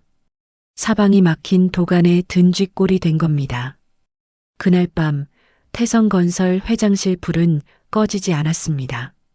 박가사돈과 민석이는 머리를 쥐어뜯으며 텅 빈 금고를 바라보고 있었습니다. 아버지, 진짜 방법 없어요? 제 친구들한테라도 좀 빌려볼까요? 미친놈. 소문 다 퍼졌는데 누가 빌려줘. 사채라도 써야 하나. 박가사돈이 중얼거렸습니다. 그때 민석이가 번뜩이는 눈으로 말했습니다. 사채요? 아, 엄마가 그러던데. 소은이네 엄마 그 건어물 가게 아줌마가 시장에서 일수놀이 좀 한다던데요? 뭐? 그 무식한 여자가? 네. 근데 그냥 푼 돈이 아니라 뒤에 전주들이 있대요. 현금 융통 하나는 끝내준다던데. 어차피 가족들 사이인데 우리가 좀 이용해 먹으면 어때요? 놈들의 대화가 제 예상 경로를 단 한치도 벗어나지 않고 굴러가고 있었습니다. 저는 어둠 속에서 딸아이의 초음파 사진을 어루만지며 서늘하게 웃었습니다. 그래, 어서 와라. 지옥문은 활짝 열려 있으니까. 갈등은 최고조에 달했고 그들은 이제 살기 위해 스스로 족쇄를 차러 올 것입니다. 저는 그저 덫을 놓고 기다리기만 하면 되는 것이죠. 아주 느긋하고 잔혹하게 말입니다. 일주일이 지났습니다. 태성건설의 몰락은 제 예상보다 훨씬 더 빠르고 처참하게 진행되고 있었습니다. 김 대표가 보내준 현장 CCTV 화면 속 공사판은 마치 폭격을 맞은 듯 고요했습니다. 쉴 새 없이 돌아가야 할 타워 크레인은 흉물처럼 멈춰 섰고 레미콘 트럭들은 시동을 끈 채줄지어 서 있었습니다. 자재 대금 입금 안 되면 시멘트 한 포대도 못 내립니다. 차 돌려. 납품업체 사장이 고래고래 소리를 지르며 현장 소장의 멱살을 잡았습니다. 거친 욕설과 함께 침 튀기는 소리가 모니터 너머로 생생하게 전해졌습니다. 원자재 공급이 끊기니 공사가 중단되는 건 당연한 수순이었죠. 같은 시각 태성건설 회장실. 예비 바깥사도는 땀에 젖은 셔츠 바람으로 전화기를 붙들고 사정하고 있었습니다. 아니, 김지점장. 우리가 거래한 세월이 얼만데 이래? 딱 일주일이야. 일주일만 융통해주면. 죄송합니다, 회장님. 신용 등급이 정크 수준으로 떨어지셔서 제2금융권, 아니, 사채 쪽에서도 승인이 안 납니다. 저희도 어쩔 수 없습니다. 뚜마이너스. 전화는 매정하게 끊겼습니다. 바깥사도는 수화기를 벽에다 집어던졌습니다. 플라스틱 파편이 사방으로 튀었고 그는 머리를 감싸쥐며 책상 위에 엎드렸습니다. 어떤 개자식이 도대체 누가 내 뒷조사를 하고 다닌 거야. 그는 책상을 쾅쾅 내리치며 울분을 토했습니다. 그 개자식이 바로 며칠 전 상견례장에서 자신이 벌레 취급했던 사돈이라는 사실은 꿈에도 모른 채 말입니다. 저는 그 꼴을 보며 차갑게 식은 믹스커피를 한 모금 삼켰습니다. 쓴맛이 혀끝을 감돌았습니다. 돈줄이 마르자 인간의 밑바닥이 드러나는 건 시간 문제였습니다. 그날 저녁 예비 안사도는 집 거실에서 히스테리를 부리고 있었습니다. 집안 곳곳에는 그녀가 팔아치우려 꺼내놓은 옷무덤이 쌓여 있었고 집안에서는 퀴퀴한 먼지 냄새와 그녀의 신경질적인 향수 냄새가 뒤섞여 묘한 악취를 풍겼습니다. 여보, 생활비가 끊겼어. 아줌마도 월급 안 준다고 그만뒀단 말이야. 내가 내 손으로 밥 차려 먹게 생겼는데 대책 안 세울 거야? 시끄러워. 회사가 넘어가게 생겼는데 밥 타령이야. 고성이 오갔습니다. 그때 구석에서 손톱을 물어뜯던 예비사위 민석이가 눈을 번뜩이며 말했습니다. 엄마, 소은이네한테 전화해봐요. 걔네 엄마 시장에서 현금 장사한다면서요. 숨겨둔 돈 있을지 누가 알아요? 그 건어물 여편니가? 에이, 있어봤자 푼돈이겠지. 아니야, 엄마. 원래 시장 사람들이 현금은 집에다 쟁여놓고 산대. 그리고 결혼할 사이인데 이 정도 성의는 보여야지. 안 그래? 민석이의 말에 안사돈의 눈초리가 매섭게 변했습니다. 그녀는 바닥에 떨어진 핸드폰을 주워들었습니다. 잠시 후 제 딸 소은이에게서 전화가 왔다는 알림이 떴습니다. 하지만 이번에는 통화가 아니었습니다. 제가 딸아이의 핸드폰에 미리 설치해둔 자동 녹음 전송 앱이 보낸 파일이었습니다. 저는 떨리는 손으로 재생 버튼을 눌렀습니다. 여보세요? 어머님? 딸아이의 주눅든 목소리가 들리자마자 안사돈의 날카로운 고함이 스피커를 찢을 듯 터져 나왔습니다. 야, 너 집에 숨겨둔 땅이라도 없니? 아니면 적금 들어둔 거라도 깨서 가져와. 네. 어머님, 저희 그런 큰 돈 없어요. 엄마가 평생 장사해서 겨우 먹고 사는 형편이라. 거짓말하지 마. 너 들어오고 나서 우리 집안 쑥대밭 된 거 안 보여? 네가 재수 없는 짓 해서 애군 낀 거 아니야. 뱃속에 애 지키고 싶으면 내 몸값을 네가 해오란 말이야. 재수 없다, 애군. 사람이 할 소리가 아니었습니다. 딸아이는 울먹이며 대답도 제대로 못하고 있었습니다. 그때 수화기 너머로 민석이의 목소리가 들려왔습니다. 소은아, 너 나 사랑한다며. 우리 집 망하면 결혼이고 뭐고 다 끝이야. 너희 엄마한테 가서 바짓가랑이라도 잡고 돈 좀 내놓으라고 해. 장모님 그 정도 능력은 되시잖아. 오빠, 어떻게 그런 말을 해? 우리 엄마 돈 없어. 아, 진짜 말 안 통하네. 야, 끊어. 녹음 파일이 끝났습니다. 정적이 흐르는 제 가게 안 오직 냉장고 모터 돌아가는 소리만이 웅웅거렸습니다.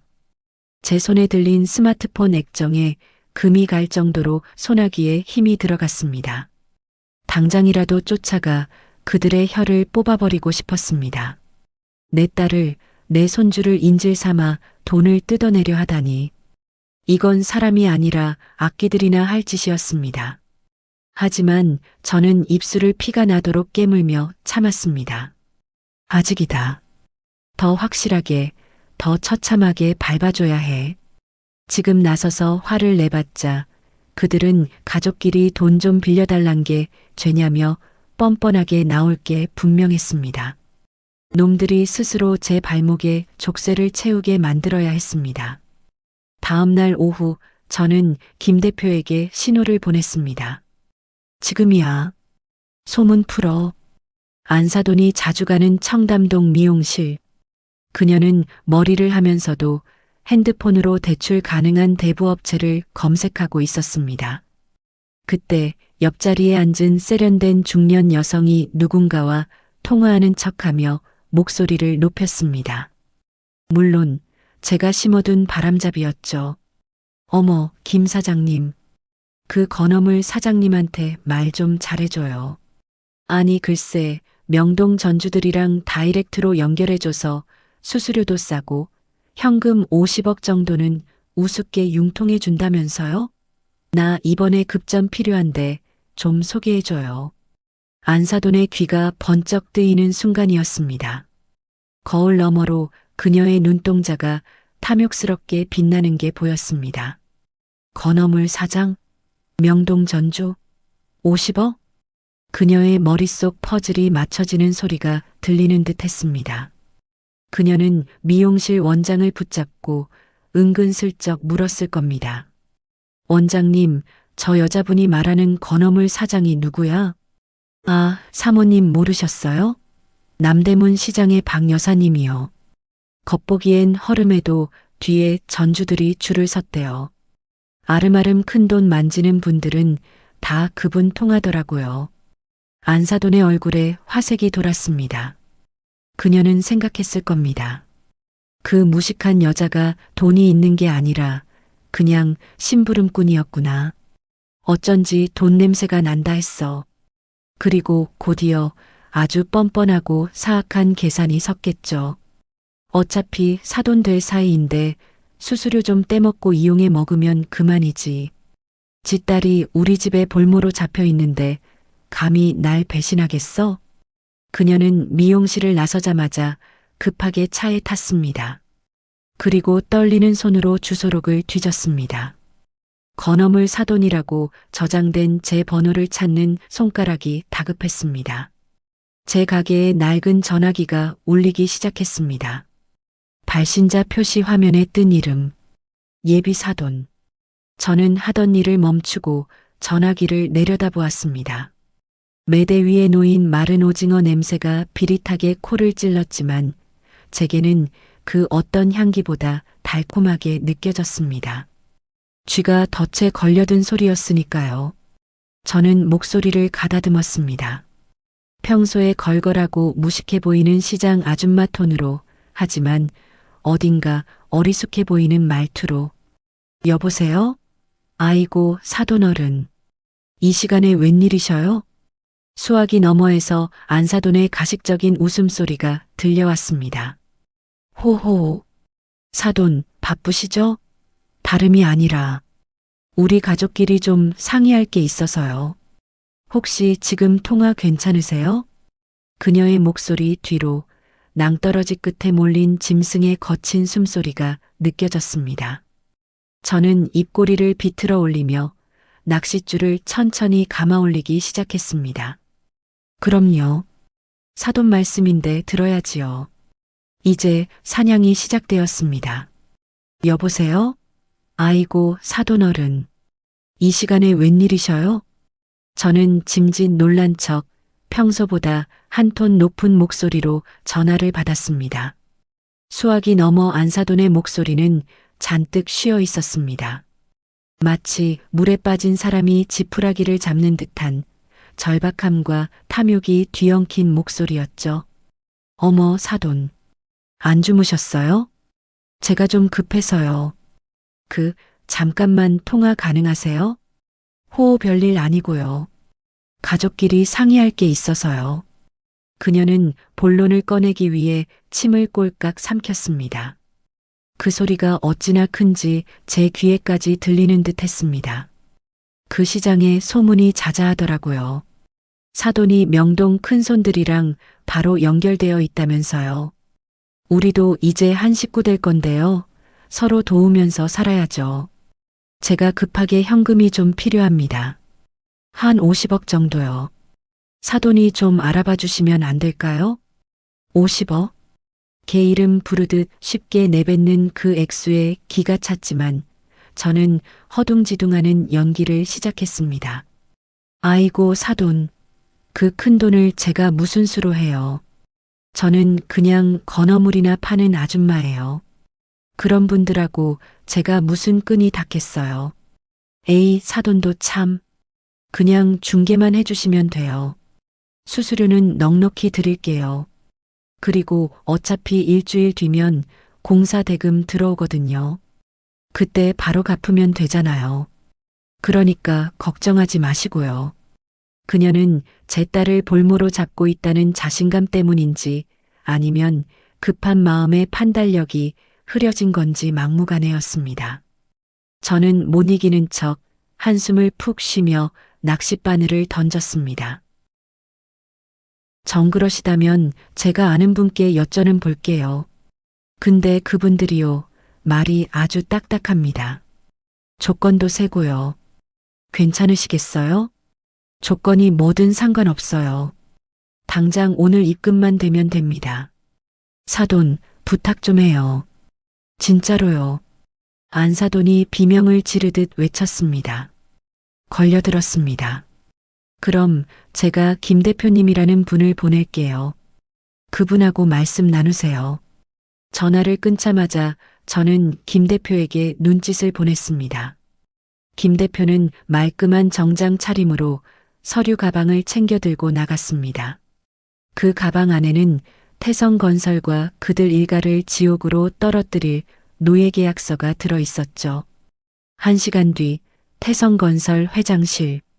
저는 김 대표의 옷깃에 달린 초소형 카메라를 통해 그 현장을 실시간으로 지켜보았습니다. 박가사돈과 안사돈, 그리고 민석이까지 셋이 나란히 앉아 김 대표를 맞이했습니다. 테이블 위에는 김 대표가 내민 계약서가 놓여 있었습니다. 조건은 간단합니다. 50억 즉시 대출해 드립니다. 단 현재 살고 계신 청담동 빌라와 태성건설 보유 주식 전량을 담보로 제공하셔야 합니다. 김 대표의 건조한 목소리에 박가사돈이 발끈했습니다. 아니, 50억 빌리는데 집이랑 주식 전부를 걸라고요? 이건 너무한 거 아닙니까? 우리를 바보로 봅니까? 싫으시면 관두셔도 됩니다. 저희는 급한 쪽만 상대합니다. 그리고 조건이 싫으시면 다른 곳 알아보시면 되죠. 김 대표는 자리에서 일어나는 신용을 하며 쐐기를 박았습니다. 어차피 은행 대출 막히셨잖습니까? 오늘 못 막으시면 부도인데 집이랑 주식이 무슨 소용입니까? 휴지 조각될 텐데. 전곡을 찔린 박가사돈의 얼굴이 불그락푸르락했습니다. 그때 옆에서 안사돈이 남편의 옆구리를 찔렀습니다. 여보, 앉아있어요. 지금 따질 때가 아니잖아요. 그냥 도장 찍어요. 일주일만 쓰고 갚으면 끝이에요. 사돈이 소개한 건데 설마 우리를 골탕 먹이겠어요? 민석이 놈도 거들었습니다. 맞아요, 아빠. 지금 회사가 먼저예요. 우선 급한 불부터 끄고요. 소은이도 우리 집 들어오면 애도 낳을 거고 그럼 더 커질 일인데요. 지금 흔들리면 끝입니다. 그들의 안일한 생각. 가족이라는 울타리를 자기들 유리할 때만 갖다 붙이는 그 뻔뻔함이 결국 그들의 무덤을 팠습니다. 바깥사돈은 떨리는 손으로 인감도장을 꺼냈습니다. 붉은 인주가 묻은 도장이 계약서 위를 꾹 눌렀습니다. 쿵! 그 소리가 제게는 단두대의 칼날이 떨어지는 소리처럼 들렸습니다. 동시에 제 입가에는 서늘한 미소가 번졌습니다. 계약서 특약 조항 제호조. 채무자의 신용 상태에 중대한 변동이 발생할 경우 채권자는 즉시 기한의 이익을 상실시키고 전액 상환을 요구할 수 있다. 그들이 읽어보지도 않고 넘긴 이 깨알 같은 글씨가 바로 그들의 목숨줄을 끊을 독이었습니다. 돈은 입금되었습니다. 그들은 환호하며 그 돈으로 은행 빚을 갚고 밀린 어음을 막았습니다. 급한 불을 껐다고 생각한 그들은 서로를 끌어안으며 안도의 한숨을 내쉬었죠. 아이고 살았다. 역시 현금이 최고네. 그 건어물 여자가 생각보다 쓸모가 있네. 그래도요, 앞으로는 우리 말 잘 들어야겠어요.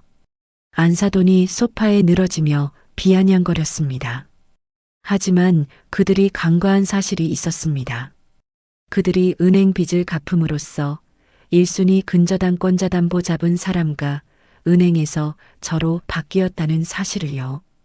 그리고 제가 빌려준 돈은 제 페이퍼 컴퍼니를 통해 나온 돈이니 결국 제 돈이 제 주머니로 다시 들어온 셈이었습니다. 빚은 그대로 남은 채 채권자만 가장 악독한 사람으로 바뀐 겁니다. 다음 날 아침 10시 태성건설 회장실과 청담동 빌라에 동시에 검은 양복을 입은 사내들이 들이닥쳤습니다. 법원 집행관들과 제 용역 직원들이었습니다. 누구야? 남의 회사에 허락도 없이. 바깥사돈이 소리를 질렀지만 김 대표는 눈 하나 깜짝하지 않고 서류 한 장을 내밀었습니다. 채무 변제 최고 및 기한 이익 상실 통보서입니다. 뭐, 그게 무슨 소리야? 일주일 뒤에 갚기로 했잖아. 계약서 5조를 보시죠. 귀사의 부채 비율과 신용 등급이 어제부로 투자 부적격 판정을 받았습니다. 따라서 계약에 의거 즉시 전액 상환을 요청합니다. 못하시면 바로 집행 들어갑니다. 아니, 이런 말도 안 되는. 이게 장난입니까?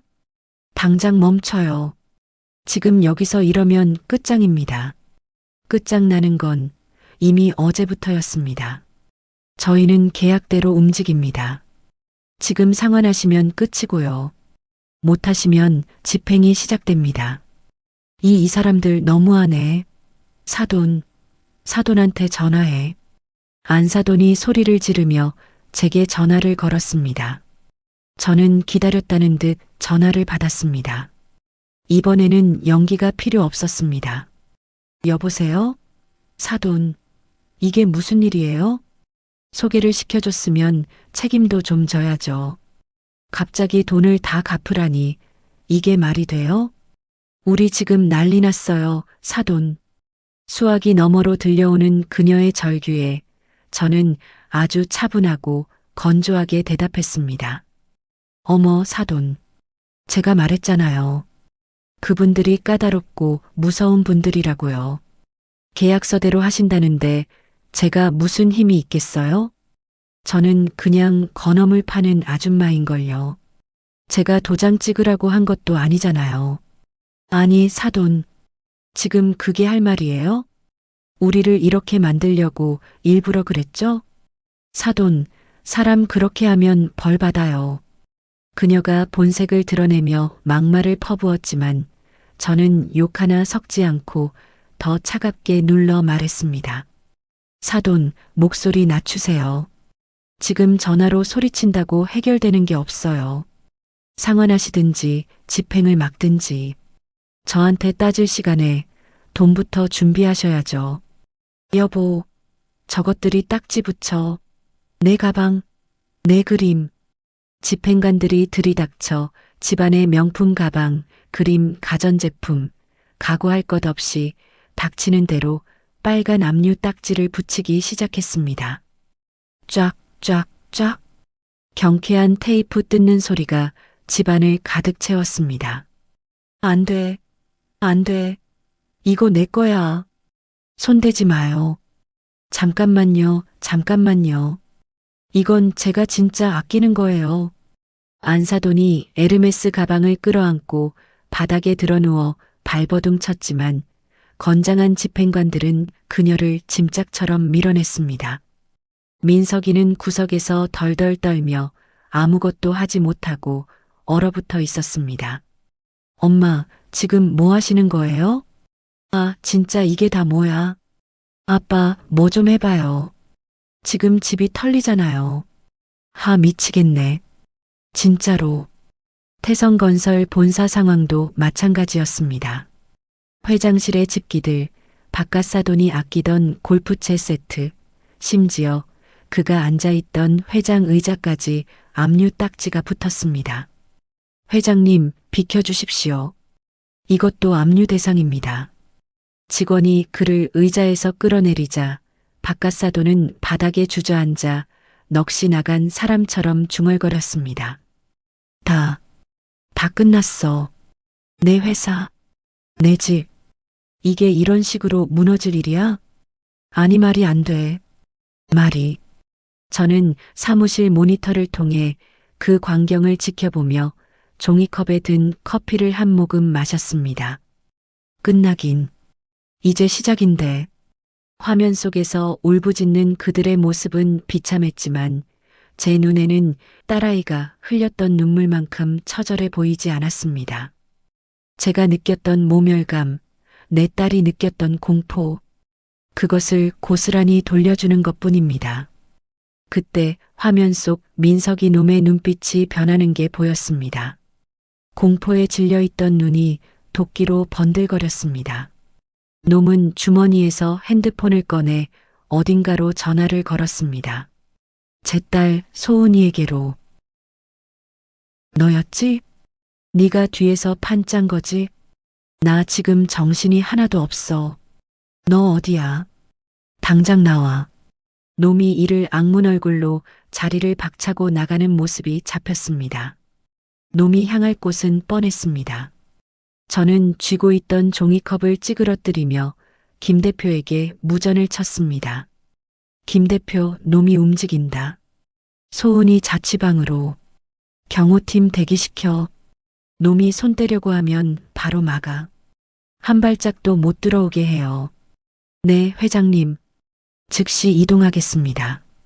현관 앞부터 잡고 안전하게 분리하겠습니다. 소은 씨는 제가 먼저 연락해서 밖으로 빼놓겠습니다. 사냥감이 궁지에 몰려 최후의 발악을 하러 가는군요. 하지만 그곳은 놈의 무덤이 될 것입니다. 저는 자리에서 일어나 외투를 챙겼습니다. 이제 제가 직접 나설 차례가 되었습니다. 압류 딱지가 온 집안을 도배하던 그날 밤, 화려했던 청담동 빌라는 불 꺼진 무덤처럼 적막했습니다. 하지만 그 어둠 속에서 가장 위험한 불씨 하나가 타오르고 있었습니다. 예비사위 민석이 놈이었습니다. 놈은 자신의 아우디 차 안에서 소주를 벽나발로 불고 있었습니다. 차창 밖으로 쏟아지는 빗줄기 소리가 놈의 거친 숨소리와 뒤섞여 차 안을 가득 채웠습니다. 저는 김 대표가 미리 설치해둔 차량 내부 블랙박스 해킹 화면을 통해 놈을 지켜보고 있었습니다. 놈의 눈은 충혈되다 못해 실핏줄이 터져 붉게 번들거렸습니다.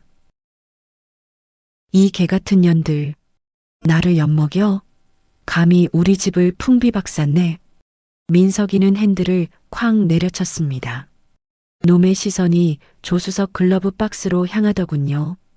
덜덜 떨리는 손으로 박스를 열자 캠핑 갈 때나 쓰던 날카로운 잭나이프가 번뜩이는 빛을 냈습니다. 놈은 칼을 집어들고 주머니에 쑤셔 넣었습니다. 그리고 시동을 걸었습니다. 김 대표, 놈이 움직인다. 소은이 집이야.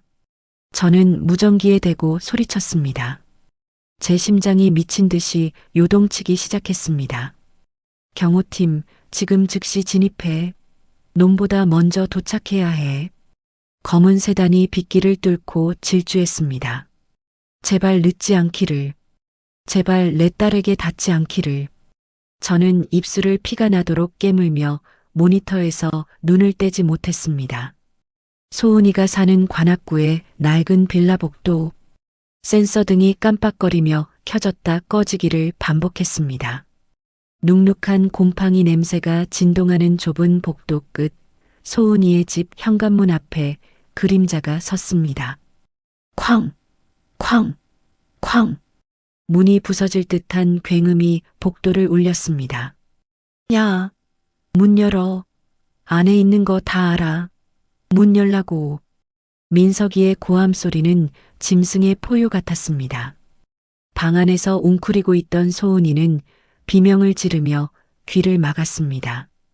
녀석은 공포에 질려 이불을 뒤집었었지만 문 밖에서 들려오는 남자의 목소리는 이미 예전에 다정했던 연인의 것이 아니었습니다. 안 열어? 너랑 내 엄마가 짠 거지? 우리 집 재산 다 털어먹으려고 작당한 거잖아. 나와. 죽여버리기 전에. 철커덕, 철커덕. 도어락을 마구잡이로 눌러대는 소리가 신경을 긁어댔습니다. 소은이는 떨리는 손으로 배를 감싸 안았습니다. 뱃속의 아기가 놀랐는지 배가 뭉쳐왔습니다. 도망쳐야 해. 하지만 어디로? 창문 밖은 3층이었습니다. 그때 소은이의 눈빛이 변했습니다. 언제까지 숨어 있을 수는 없다는 걸 깨달은 겁니다. 녀석은 식탁 위에 놓인 과도를 바라보다가 이내 고개를 저었습니다. 대신 현관문을 향해 천천히 걸어갔습니다. 더 이상 엄마 뒤에 숨어 우는 어린애로 남지 않겠다는 결심이 선듯했습니다. 끽. 안전고리를 걸어둔 채 문을 살짝 열자 술 냄새와 비릿한 땀 냄새가 훅 끼쳐왔습니다. 문틈 사이로 보이는 민석이의 얼굴은 악마 그 자체였습니다. 돌아가. 경찰 부르기 전에. 소은이가 떨리지만 단호한 목소리로 말했습니다. 그 말에 민석이는 헛웃음을 터뜨리더니 문틈으로 손을 집어넣어 문을 잡아당겼습니다. 경찰? 아? 네가 누굴 신고해? 야, 이뱀 같은 년아. 네가 감히 우리 집을 망하게 해놓고 경찰을 찾아? 쾅! 민석이가 어깨로 문을 밀어붙이자 낡은 안전고리가 힘없이 뜯겨나갔습니다. 문이 활짝 열리며 소은이가 뒤로 넘어졌습니다. 아! 엉덩방아를 찧은 소은이가 배를 감싸며 뒤로 물러났습니다. 민석이는 신발을 신은 채 방 안으로 성큼성큼 들어왔습니다. 빗물에 젖은 구둣발 자국이 장판 위에 선명하게 찍혔습니다. 너 때문에 우리 엄마 쓰러졌어. 아버지는 화병 나시고. 근데 너는 여기서 두 다리 뻗고 잤냐? 민석이는 주머니에서 잭나이프를 꺼냈습니다. 은색 칼날이 형광등 불빛을 받아 서늘하게 빛났습니다. 죽어. 너도 죽고 내 뱃속에 그 재수 없는 애새끼도 죽어. 그래야 공평하지. 놈이 칼을 치켜들며 다가왔습니다. 절체절명의 순간 공포에 질려 떨던 소은이가 갑자기 고개를 번쩍 들었습니다. 녀석은 바닥을 짚고 일어나더니 다가오는 민석이의 뺨을 잇는 힘껏 올려붙였습니다. 짝! 경쾌한 파열음이 방 안을 갈랐습니다. 민석이의 고개가 획 돌아갔습니다. 놈은 믿을 수 없다는 듯 눈을 껌뻑였습니다. 이 미친년이. 닥쳐. 이 쓰레기 새끼야. 소은이가 악을 썼습니다. 목에 핏대가 설 정도로 처절한 외침이었습니다. 우리 엄마 무시하고 내 뱃속 아기 지우라고 한 건 너희들이야. 돈 뜯어내려다 안 되니까 이제 와서 피해자인 척해? 네가 인간이야? 짐승도 제 새끼는 안 물어. 소은이의 눈에서 도끼가 뿜어져 나왔습니다. 난생 처음 보는 딸아이의 모습이었습니다. 순하고 여리기만 했던 아이가 제 새끼를 지키기 위해 어미 사자처럼 이빨을 드러낸 것입니다. 이게 진짜. 민석이의 눈이 뒤집혔습니다. 놈은 칼을 고쳐 쥐고 소은이의 목을 향해 달려들었습니다. 죽어. 바로 그 순간이었습니다. 와장창 베란다 창문이 깨지며 검은 그림자들이 들이닥쳤습니다. 동시에 현관문 쪽에서도 건장한 사내들이 쏟아져 들어왔습니다. 김 대표와 경호팀이었습니다. 제 앞에 김 대표의 외침과 함께 경호원 하나가 날아차기로 민석이의 손목을 가격했습니다. 아! 칼이 허공을 날아 바닥에 떨어졌습니다. 민석이는 중심을 잃고 쓰러졌고 순식간에 3명의 경호원이 놈의 팔다리를 꺾어 바닥에 짓눌렀습니다. 으악! 뭐야? 니들 뭐야? 이거 안 나? 민석이는 바닥에 얼굴이 처박힌 채 발버둥 쳤습니다. 놈의 입에서 침과 욕설이 튀었습니다. 또각, 또각. 소란스러운 현장에 차가운 구두굽 소리가 울렸습니다. 저는 천천히, 아주 천천히 방 안으로 들어섰습니다. 비에 젖은 트렌치코트 자락을 휘날리며 놈이 떨어뜨린 칼을 힐끝으로 툭 찼습니다. 누구긴 내 놈이 무시하던 시장통 건어물 아줌마다. 저는 바닥에 깔린 민석이의 얼굴 앞에 쭈그리고 앉았습니다. 놈은 눈을 부릅뜨고 저를 올려다보았습니다. 공포와 당혹감으로 일그러진 그 얼굴을 보니 체증이 내려가는 듯 했습니다. 자, 장모님? 이게 무슨... 장모? 누가 내 장모야? 아가리 닥쳐. 저는 쓰고 있던 선글라스를 벗어 주머니에 넣었습니다. 그리고 놈의 머리채를 휘어잡아 바닥에 쾅 하고 내리찍었습니다. 놈의 코에서 쌍코피가 터져 바닥을 적셨습니다. 소은이는 벽에 기대어 가쁜 숨을 몰아쉬고 있었습니다. 저는 딸아이에게 다가가 떨리는 어깨를 감싸 안았습니다. 괜찮니? 늦어서 미안하다. 엄마가 너무 늦었어. 엄마. 소은이는 제 품에 안겨 참았던 울음을 터뜨렸습니다. 녀석의 몸은 불덩이처럼 뜨거웠습니다. 저는 딸을 토닥이며 바닥에 널브러진 민석이를 향해 고개를 돌렸습니다. 제 눈빛은 사람을 죽일 수도 있을 만큼 차갑게 식어 있었습니다. 김 대표? 네, 회장님. 이 새끼 일으켜 세워. 내 딸 눈에서 눈물 나게 한 대가가 뭔지 뼈마디 하나하나에 새겨줘야지. 경호원들이 민석이를 짐짝처럼 들어 올렸습니다. 놈은 피범벅이 된 얼굴로 웅얼거리며 빌기 시작했습니다. 잘못했어요. 살려주세요. 제가 술이 취해서. 술 핑계 대지 마. 넌 원래 그런 놈이었으니까. 저는 놈의 정강이를 구둣발로 힘껏 걷어찼습니다. 뚝 하는 소리와 함께 놈이 비명을 지르며 다시 꼬꾸라졌습니다. 그때 멀리서 경찰차 사이렌 소리가 들려오기 시작했습니다. 요란한 붉은 불빛이 깨진 창문 틈으로 스며들어 방 안을 비췄습니다. 경찰 왔습니다. 타이밍 딱 맞췄네요. 김 대표가 시간을 확인하며 말했습니다. 저는 옷매무새를 다듬으며 민석이를 내려다보았습니다. 감옥에 들어가서 평생 썩어라. 거기가 내 놈이 갈 수 있는 유일한 호텔이니까. 경찰들이 들이닥치기 직전 저는 소은이의 손을 꼭 잡았습니다. 이제 법의 심판이 남았습니다. 그리고 그 심판은 제가 내린 형벌보다 훨씬 더 길고 지루할 것입니다. 가자, 소은아. 더러운 꼴 더 볼 거 없다. 우리는 놈의 절규를 뒤로하고 방을 나섰습니다. 비는 그쳐 있었지만 바닥에 고인 웅덩이에는 놈들의 핏빛 미래가 비치고 있었습니다. 강남경찰서 형사과 사무실. 밤 11시가 넘은 시각이었지만 형광등 불빛은 대낮처럼 환하게 켜져 있었습니다. 곳곳에서 취객들의 고성방가와 타작이 두드리는 소리가 뒤섞여 시장 바닥보다 더 시끄러운 소음이 귓가를 때렸습니다.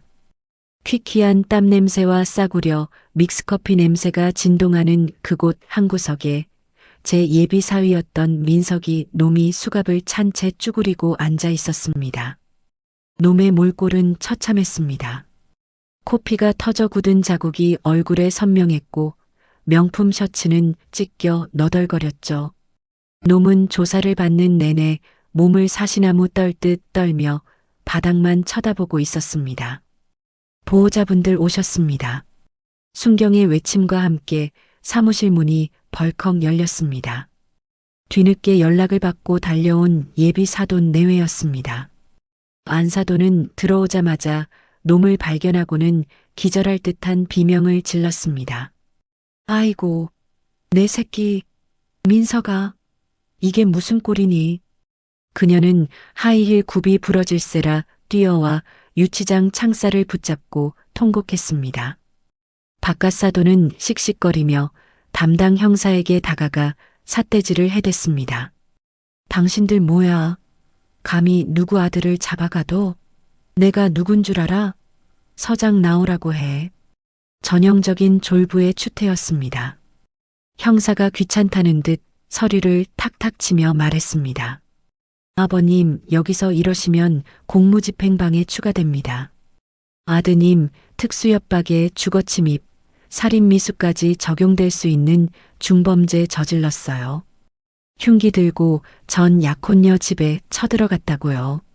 흉기라니, 우리 애가 그럴 리가 없어. 그 꽃뱀 같은 기집애가 꼬리쳐서 함정에 빠뜨린 거라고. 안사돈이 악을 쓰며 뒤를 돌아보았습니다. 마침 조사를 마치고 나오는 저와 소은이를 발견한 그녀의 눈이 독사처럼 번뜩였습니다. 그녀는 핸드백을 휘두르며 제게 달려들었습니다. 이 천한 것들, 내년들이 우리 집 말아먹더니 이제 아들까지 감옥 보낼 작정이야? 합의 절대 못해줘. 아니, 우리가 고소할 거야. 무고죄로 콩밥 먹일 거라고. 김 대표가 앞을 막아서자 그녀는 씩씩거리며 숨을 몰아쉬었습니다. 저는 딸아이를 제 등 뒤로 숨기며 천천히 선글라스를 벗었습니다. 그리고 안사돈의 눈을 똑바로 쳐다보며 입꼬리를 비틀어 올렸습니다. 합의, 누가 할 소리를 하는지 모르겠네. 우린 합의 생각 없으니까 헛물 켜지 마쇼. 뭐, 야, 돈 뜯어내려고 쇼하는 거 다 알아. 얼마면 돼? 1,000만 원? 2,000만 원? 그지 같은 년들이 돈맛 좀 보더니 눈이 뒤집혔나? 바깥 사돈이 지갑을 꺼내 수표 뭉치를 꺼내려 했습니다. 그 오만방자한 태도에 헛웃음이 터져 나오더군요. 저는 김 대표에게 손짓했습니다.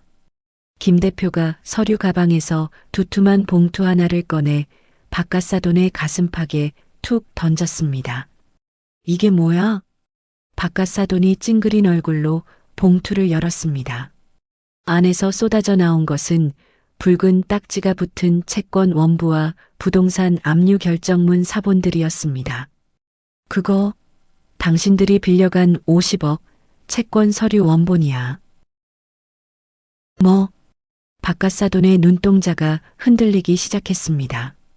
그는 서류를 읽어 내려가다 멈칫했습니다. 채권자 란에 적힌 이름 박영자. 바로 제 이름 석자가 선명하게 박혀 있었으니까요. 이게 왜? 여기 내 이름이. 아직도 상황 파악이 안 되나 보네. 당신들이 돈 빌린 명동전주가 바로 나야. 당신들 집, 회사, 그리고 아들놈 목숨줄까지 쥐고 있는 게 바로 이 시장통 건어물 아줌마라고. 사무실에 정적이 흘렀습니다. 안사돈은 입을 떡 벌린 채 저와 서류를 번갈아 보며 뒷걸음질 쳤습니다. 말도 안 돼. 네가 무슨 돈이 있어서. 사기야. 이거 다 사기라고. 사기? 50억 입금된 거 확인하고 넙죽 받아서 쓴 건 당신들이잖아. 도장도 당신들 손으로 찍었고. 아, 내가 경고했었지? 전주가 아주 무서운 사람이라고. 저는 한 발짝 다가갔습니다. 안사돈의 얼굴이 하얗게 질려가고 있었습니다. 그녀는 그제야 제가 입고 있는 옷이 시장표 조끼가 아니라 최고급 캐시미어 코트라는 걸 알아챈 듯 했습니다. 사돈. 아니, 회장님. 우리 사이에 오해가. 오해? 내 딸을 식모 취급하고 뱃속 손주를 지우라 마라 한 게 오해라고? 제 호통에 경찰서가 쩌렁쩌렁 울렸습니다. 형사들도 하던 일을 멈추고 우리 쪽을 쳐다보았습니다. 박갓사돈은 다리에 힘이 풀렸는지 의자에 주저앉았습니다. 자, 이제 경제적인 건 정리가 끝났고 형사적인 것도 마무리 지어야지. 저는 품에서 USB 하나를 꺼내 담당 형사 책상 위에 올려두었습니다. 형사님, 이건 덤입니다. 태성건설 최 회장의 이중장부, 비자금 조성 내역, 그리고 사모님의 법인 카드 횡령 자료들입니다. 아, 아드님 상습 도박 내역도 들어있으니 참고하시고요. 그 말을 듣는 순간 박갓사돈의 눈이 뒤집혔습니다. 그는 벌떡 일어나 제게 달려들려 했습니다. 이 악마 같은 년, 네가 죽고 싶어 환장했구나. 그거 일이네. 하지만 김 대표가 가볍게 그의 팔을 꺾어 제압했습니다. 박갓사돈은 비명과 함께 바닥에 처박혔습니다. 형사들이 우르르 달려들어 그를 둘러쌌습니다. 당신들 뭐야? 경찰서에서 행패야? 이것들 싹 다 잡아넣어. 형사가 USB를 컴퓨터에 꽂고 내용을 확인하더니 눈이 휘둥그레졌습니다. 화면 가득 쏟아지는 불법의 증거들. 그것은 단순한 폭행 사건을 넘어선 거대 기업 비리 사건의 서막이었습니다. 최 회장님, 이거 내용이 심각한데요? 경제팀이랑 지능범죄수사대도 불러야겠습니다. 일단 두 분 다 참고인 조사가 아니라 피의자 신분으로 전환될 겁니다. 아, 안 돼. 여보, 이게 무슨 일이야? 안사돈은 바닥에 주저앉아 통곡했습니다. 아들은 유치장애, 남편은 횡령범으로, 자신은 공범으로 일가족이 나란히 콩밥을 먹게 생긴 겁니다. 그녀는 제 바지가랑이를 붙잡고 늘어졌습니다. 사돈, 아니 여사님, 제가 잘못했어요. 제발 한 번만 봐주세요. 우리 아들 좀 살려줘요. 집이랑 회사 다 가졌잖아요. 눈물 콧물 범벅이 된 그녀의 얼굴은 며칠 전 백화점에서 빳빳하게 고개를 들던 그 여자가 아니었습니다. 저는 제 다리를 붙잡은 그녀의 손을 싸늘하게 내려다보았습니다. 그리고 구두 끝으로 그녀의 손을 툭 쳐냈습니다. 이거나 더러운 손으로 어딜 만져. 수준 안 맞게. 흑. 내가 말했지? 내 딸 눈에서 눈물 나게 하면 내 눈에선 피눈물 나게 해주겠다고. 이게 그 대가야. 달게 받아. 저는 뒤도 돌아보지 않고 소은이의 손을 잡았습니다. 딸아이는 이 모든 상황을 지켜보며 멍한 표정을 짓고 있었습니다. 하지만 그 눈빛은 더 이상 두려움에 떨고 있지 않았습니다. 녀석은 쓰러져 오는 안사돈과 유치장 안에서 벌벌 떠는 민석이를 마지막으로 한번 쳐다보더니 제 손을 꽉 잡았습니다. 가자, 엄마. 여기 냄새나.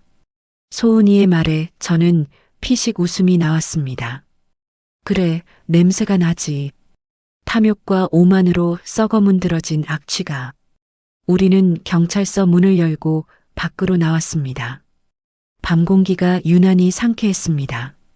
하늘에는 별이 총총히 박혀 있었고 멀리서 들려오는 도시의 소음조차 경쾌하게 느껴졌습니다. 김 대표 마무리 잘하고 와. 법적으로 빠져나갈 구멍 하나도 없이 꽉꽉 채워서 보내버려. 네, 회장님. 걱정 마십시오. 대한민국 최고의 변호인단으로 구성해서 아주 뼈도 못 추리게 만들겠습니다. 김 대표가 깎듯이 고개를 숙였습니다. 저는 소은이의 어깨를 감싸 안으며 경찰서 계단을 내려왔습니다. 이제 그들은 법의 심판대 위에서 갈갈이 찢길 것입니다. 가진 것을 모두 잃고 사회적으로 매장당하고 감옥이라는 좁은 방서 평생을 후회하며 살아가겠죠. 하지만 그것은 이제 제 알 바가 아니었습니다. 제 복수는 끝났으니까요. 배 안 고프니? 우리 딸 뭐 먹고 싶은 거 없어? 뜨끈한 국밥? 아니면 잔치국수? 그래, 가자. 엄마가 제일 비싸고 맛있는 걸로 사줄게. 우리는 서로를 마주보며 환하게 웃었습니다. 지긋지긋했던 악연의 고리가 끊어지는 소리가 밤바람에 실려 흩어졌습니다. 그리고 봄. 일주일이 지났습니다. 태풍이 휩쓸고 지나간 자리에 고요가 찾아오듯 제 일상은 겉보기엔 예전과 다를 바 없이 흘러가고 있습니다.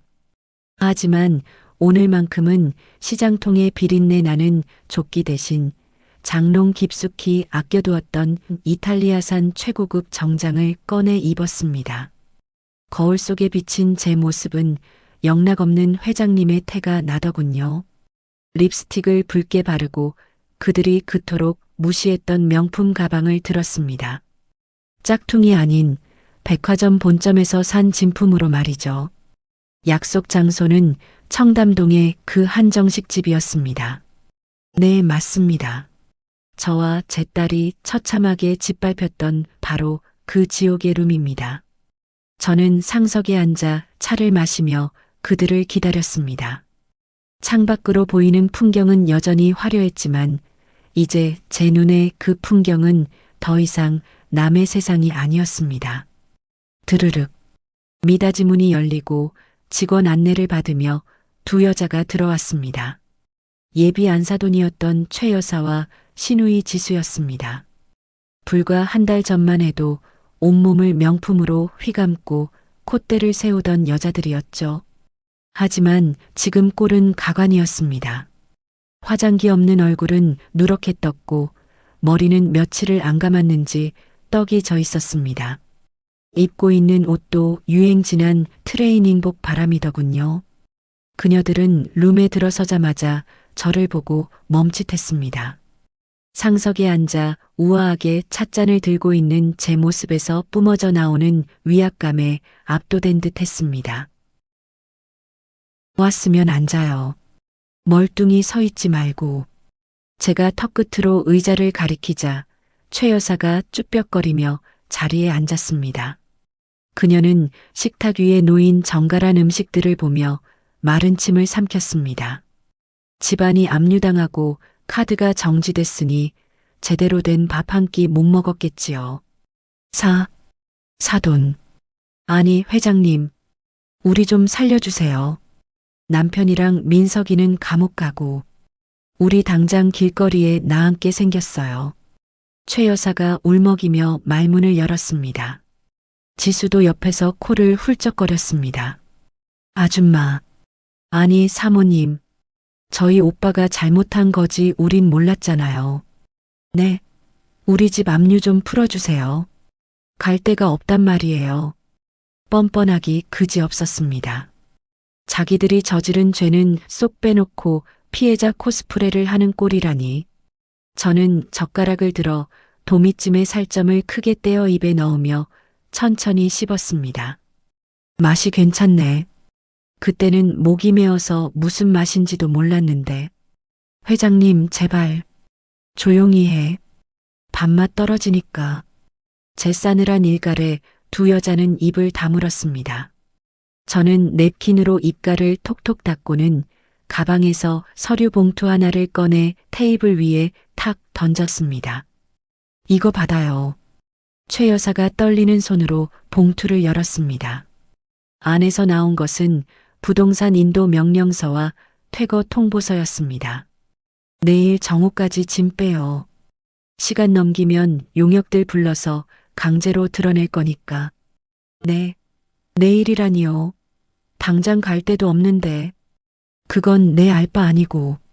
찜질방을 가든 서울역 노숙을 하든 알아서 하세요. 저는 찻잔을 내려놓으며 그녀들의 눈을 똑바로 응시했습니다. 그 경멸 어린 눈빛을 토시 하나 안 틀리고 그대로 돌려주었습니다. 그리고 말이야. 저는 코를 킁킁거리며 손부채질을 했습니다. 어디서 냄새가 나네? 안 씻었어요? 수준 안 맞게 냄새 나는 사람들이랑은 겸상 못하겠네. 지수의 얼굴이 홍당무처럼 붉어졌습니다. 자신이 제 가방을 보며 했던 말을 그대로 돌려받은 겁니다. 최 여사는 수치심에 부들부들 떨면서도 혹시나 마음을 돌릴까봐 감히 대들지도 못하고 고개를 숙였습니다. 기본 예절도 안 배웠나? 채무자가 채권자 앞에서 고개를 빳빳이 들고 있어? 제가 혀를 찾아 두 여자는 아예 테이블 밑으로 기어들어갈 기세로 몸을 움츠렸습니다. 더 이상 볼 것도 없었습니다. 저는 자리에서 일어났습니다. 밥값은 계산해뒀으니 남기지 말고 다 처먹고 가요. 그게 당신들이 먹는 마지막 따뜻한 밥일 테니까. 저는 미련 없이 룸을 나섰습니다. 뒤에서 회장님, 사돈 하고 부르는 소리가 들렸지만 직원들이 그녀들을 막아서는 소리가 들려왔습니다.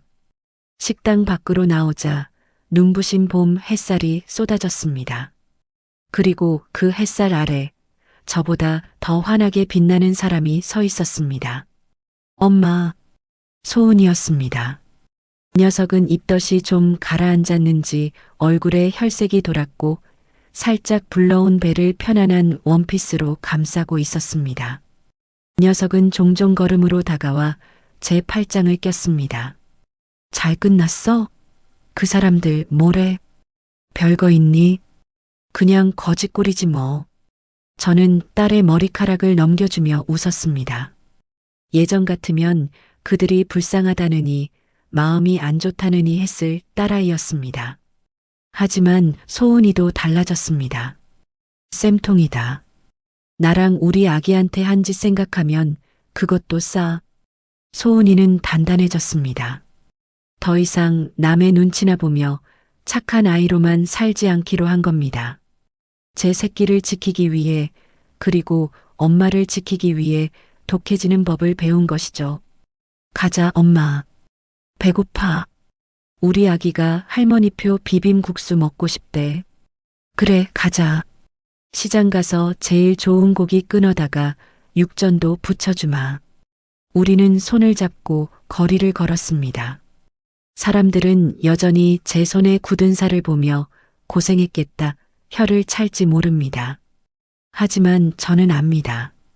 이 투박한 손이 내 딸을 지켜낸 가장 강력한 무기였다는 것을요.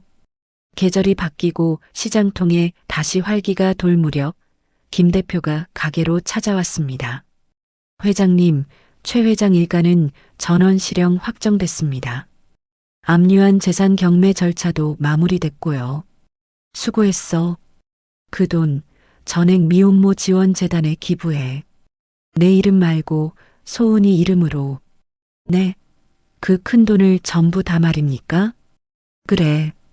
더러운 돈 쥐고 있어봤자 탈만 나지. 내 손주 같은 아이들 돕는 데 쓰는 게 남는 장사야. 저는 무심하게 대답하고 다시 건어물을 다듬었습니다. 김 대표는 존경 어린 눈빛으로 고개를 숙이고 돌아갔습니다. 해질녘 가게 문을 닫으려는데 소은이가 여행 책자 하나를 들고 왔습니다. 엄마, 우리 다음 달에 유럽 갈까? 스위스 공기가 태교에 그렇게 좋대. 엄마도 맨날 시장에만 있지 말고 나랑 놀러 가자. 유럽? 아이고, 이 나이에 비행기를 어떻게 타니? 왜 못 타? 우리 엄마 회장님인데 비즈니스석 타고 가면 되지. 나 엄마랑 하고 싶은 거 너무 많단 말이야. 가자, 응? 딸아이가 아이처럼 졸으며 제 어깨에 머리를 기대왔습니다. 녀석의 체온이 닿자 지난 세월 가슴속에 응어리졌던 한이 눈 녹듯 사라지는 기분이었습니다. 그래, 못 갈 것도 없지. 나는 이제 더 이상 숨을 필요도 참을 필요도 없는 내 인생의 당당한 주인이니까. 알았다, 알았어. 가자. 가서 알프스인지 뭔지 실컷 보고 오자. 진짜? 와, 신난다. 사랑해, 엄마. 소은이가 제 볼에 쪽하고 뽀뽀를 했습니다. 시장통 가로등 불빛이 하나둘 켜지는 저녁. 우리는 서로의 손을 꼭 잡고 집으로 향했습니다. 비린내 나는 내 손에서 이제는 향긋한 꽃내음이 나는 것만 같았습니다. 길고 길었던 겨울이 가고 우리 모녀에게도 진짜 봄이 찾아왔습니다. 비린내 나는 시장 바닥에서 30년을 버틴 박 회장의 통쾌한 복수극 어떻게 들으셨나요? 이것은 단순히 돈으로 상대를 짓밟은 이야기가 아닙니다. 자식을 지키기 위해 평생을 숨죽여 살아온 어머니의 위대한 사랑이자 오만하고 탐욕스러운 세상에 날리는 시원한 한방이었습니다. 주인공은 이제 낡은 조끼를 벗어 던지고 딸과 함께 진짜 봄을 맞이했습니다. 우리네 삶도 때로는 억울하고 힘겨울 때가 있지만 묵묵히 버텨온 여러분의 투박한 손이야말로 그 어떤 보석보다 아름답다는 사실을 잊지 마셨으면 좋겠습니다. 답답한 현실 속에서 이 이야기가 여러분께 작은 위로와 짜릿한 사이다가 되었기를 바랍니다. 추운 겨울 끝에 반드시 따뜻한 봄이 오듯 여러분의 앞날에도 늘 향기로운 꽃길만 펼쳐지기를 진심으로 응원하겠습니다. 이야기를 끝까지 들어주신 분이 계시다면 잘 들었다고 댓글 하나만 남겨주세요. 감사합니다.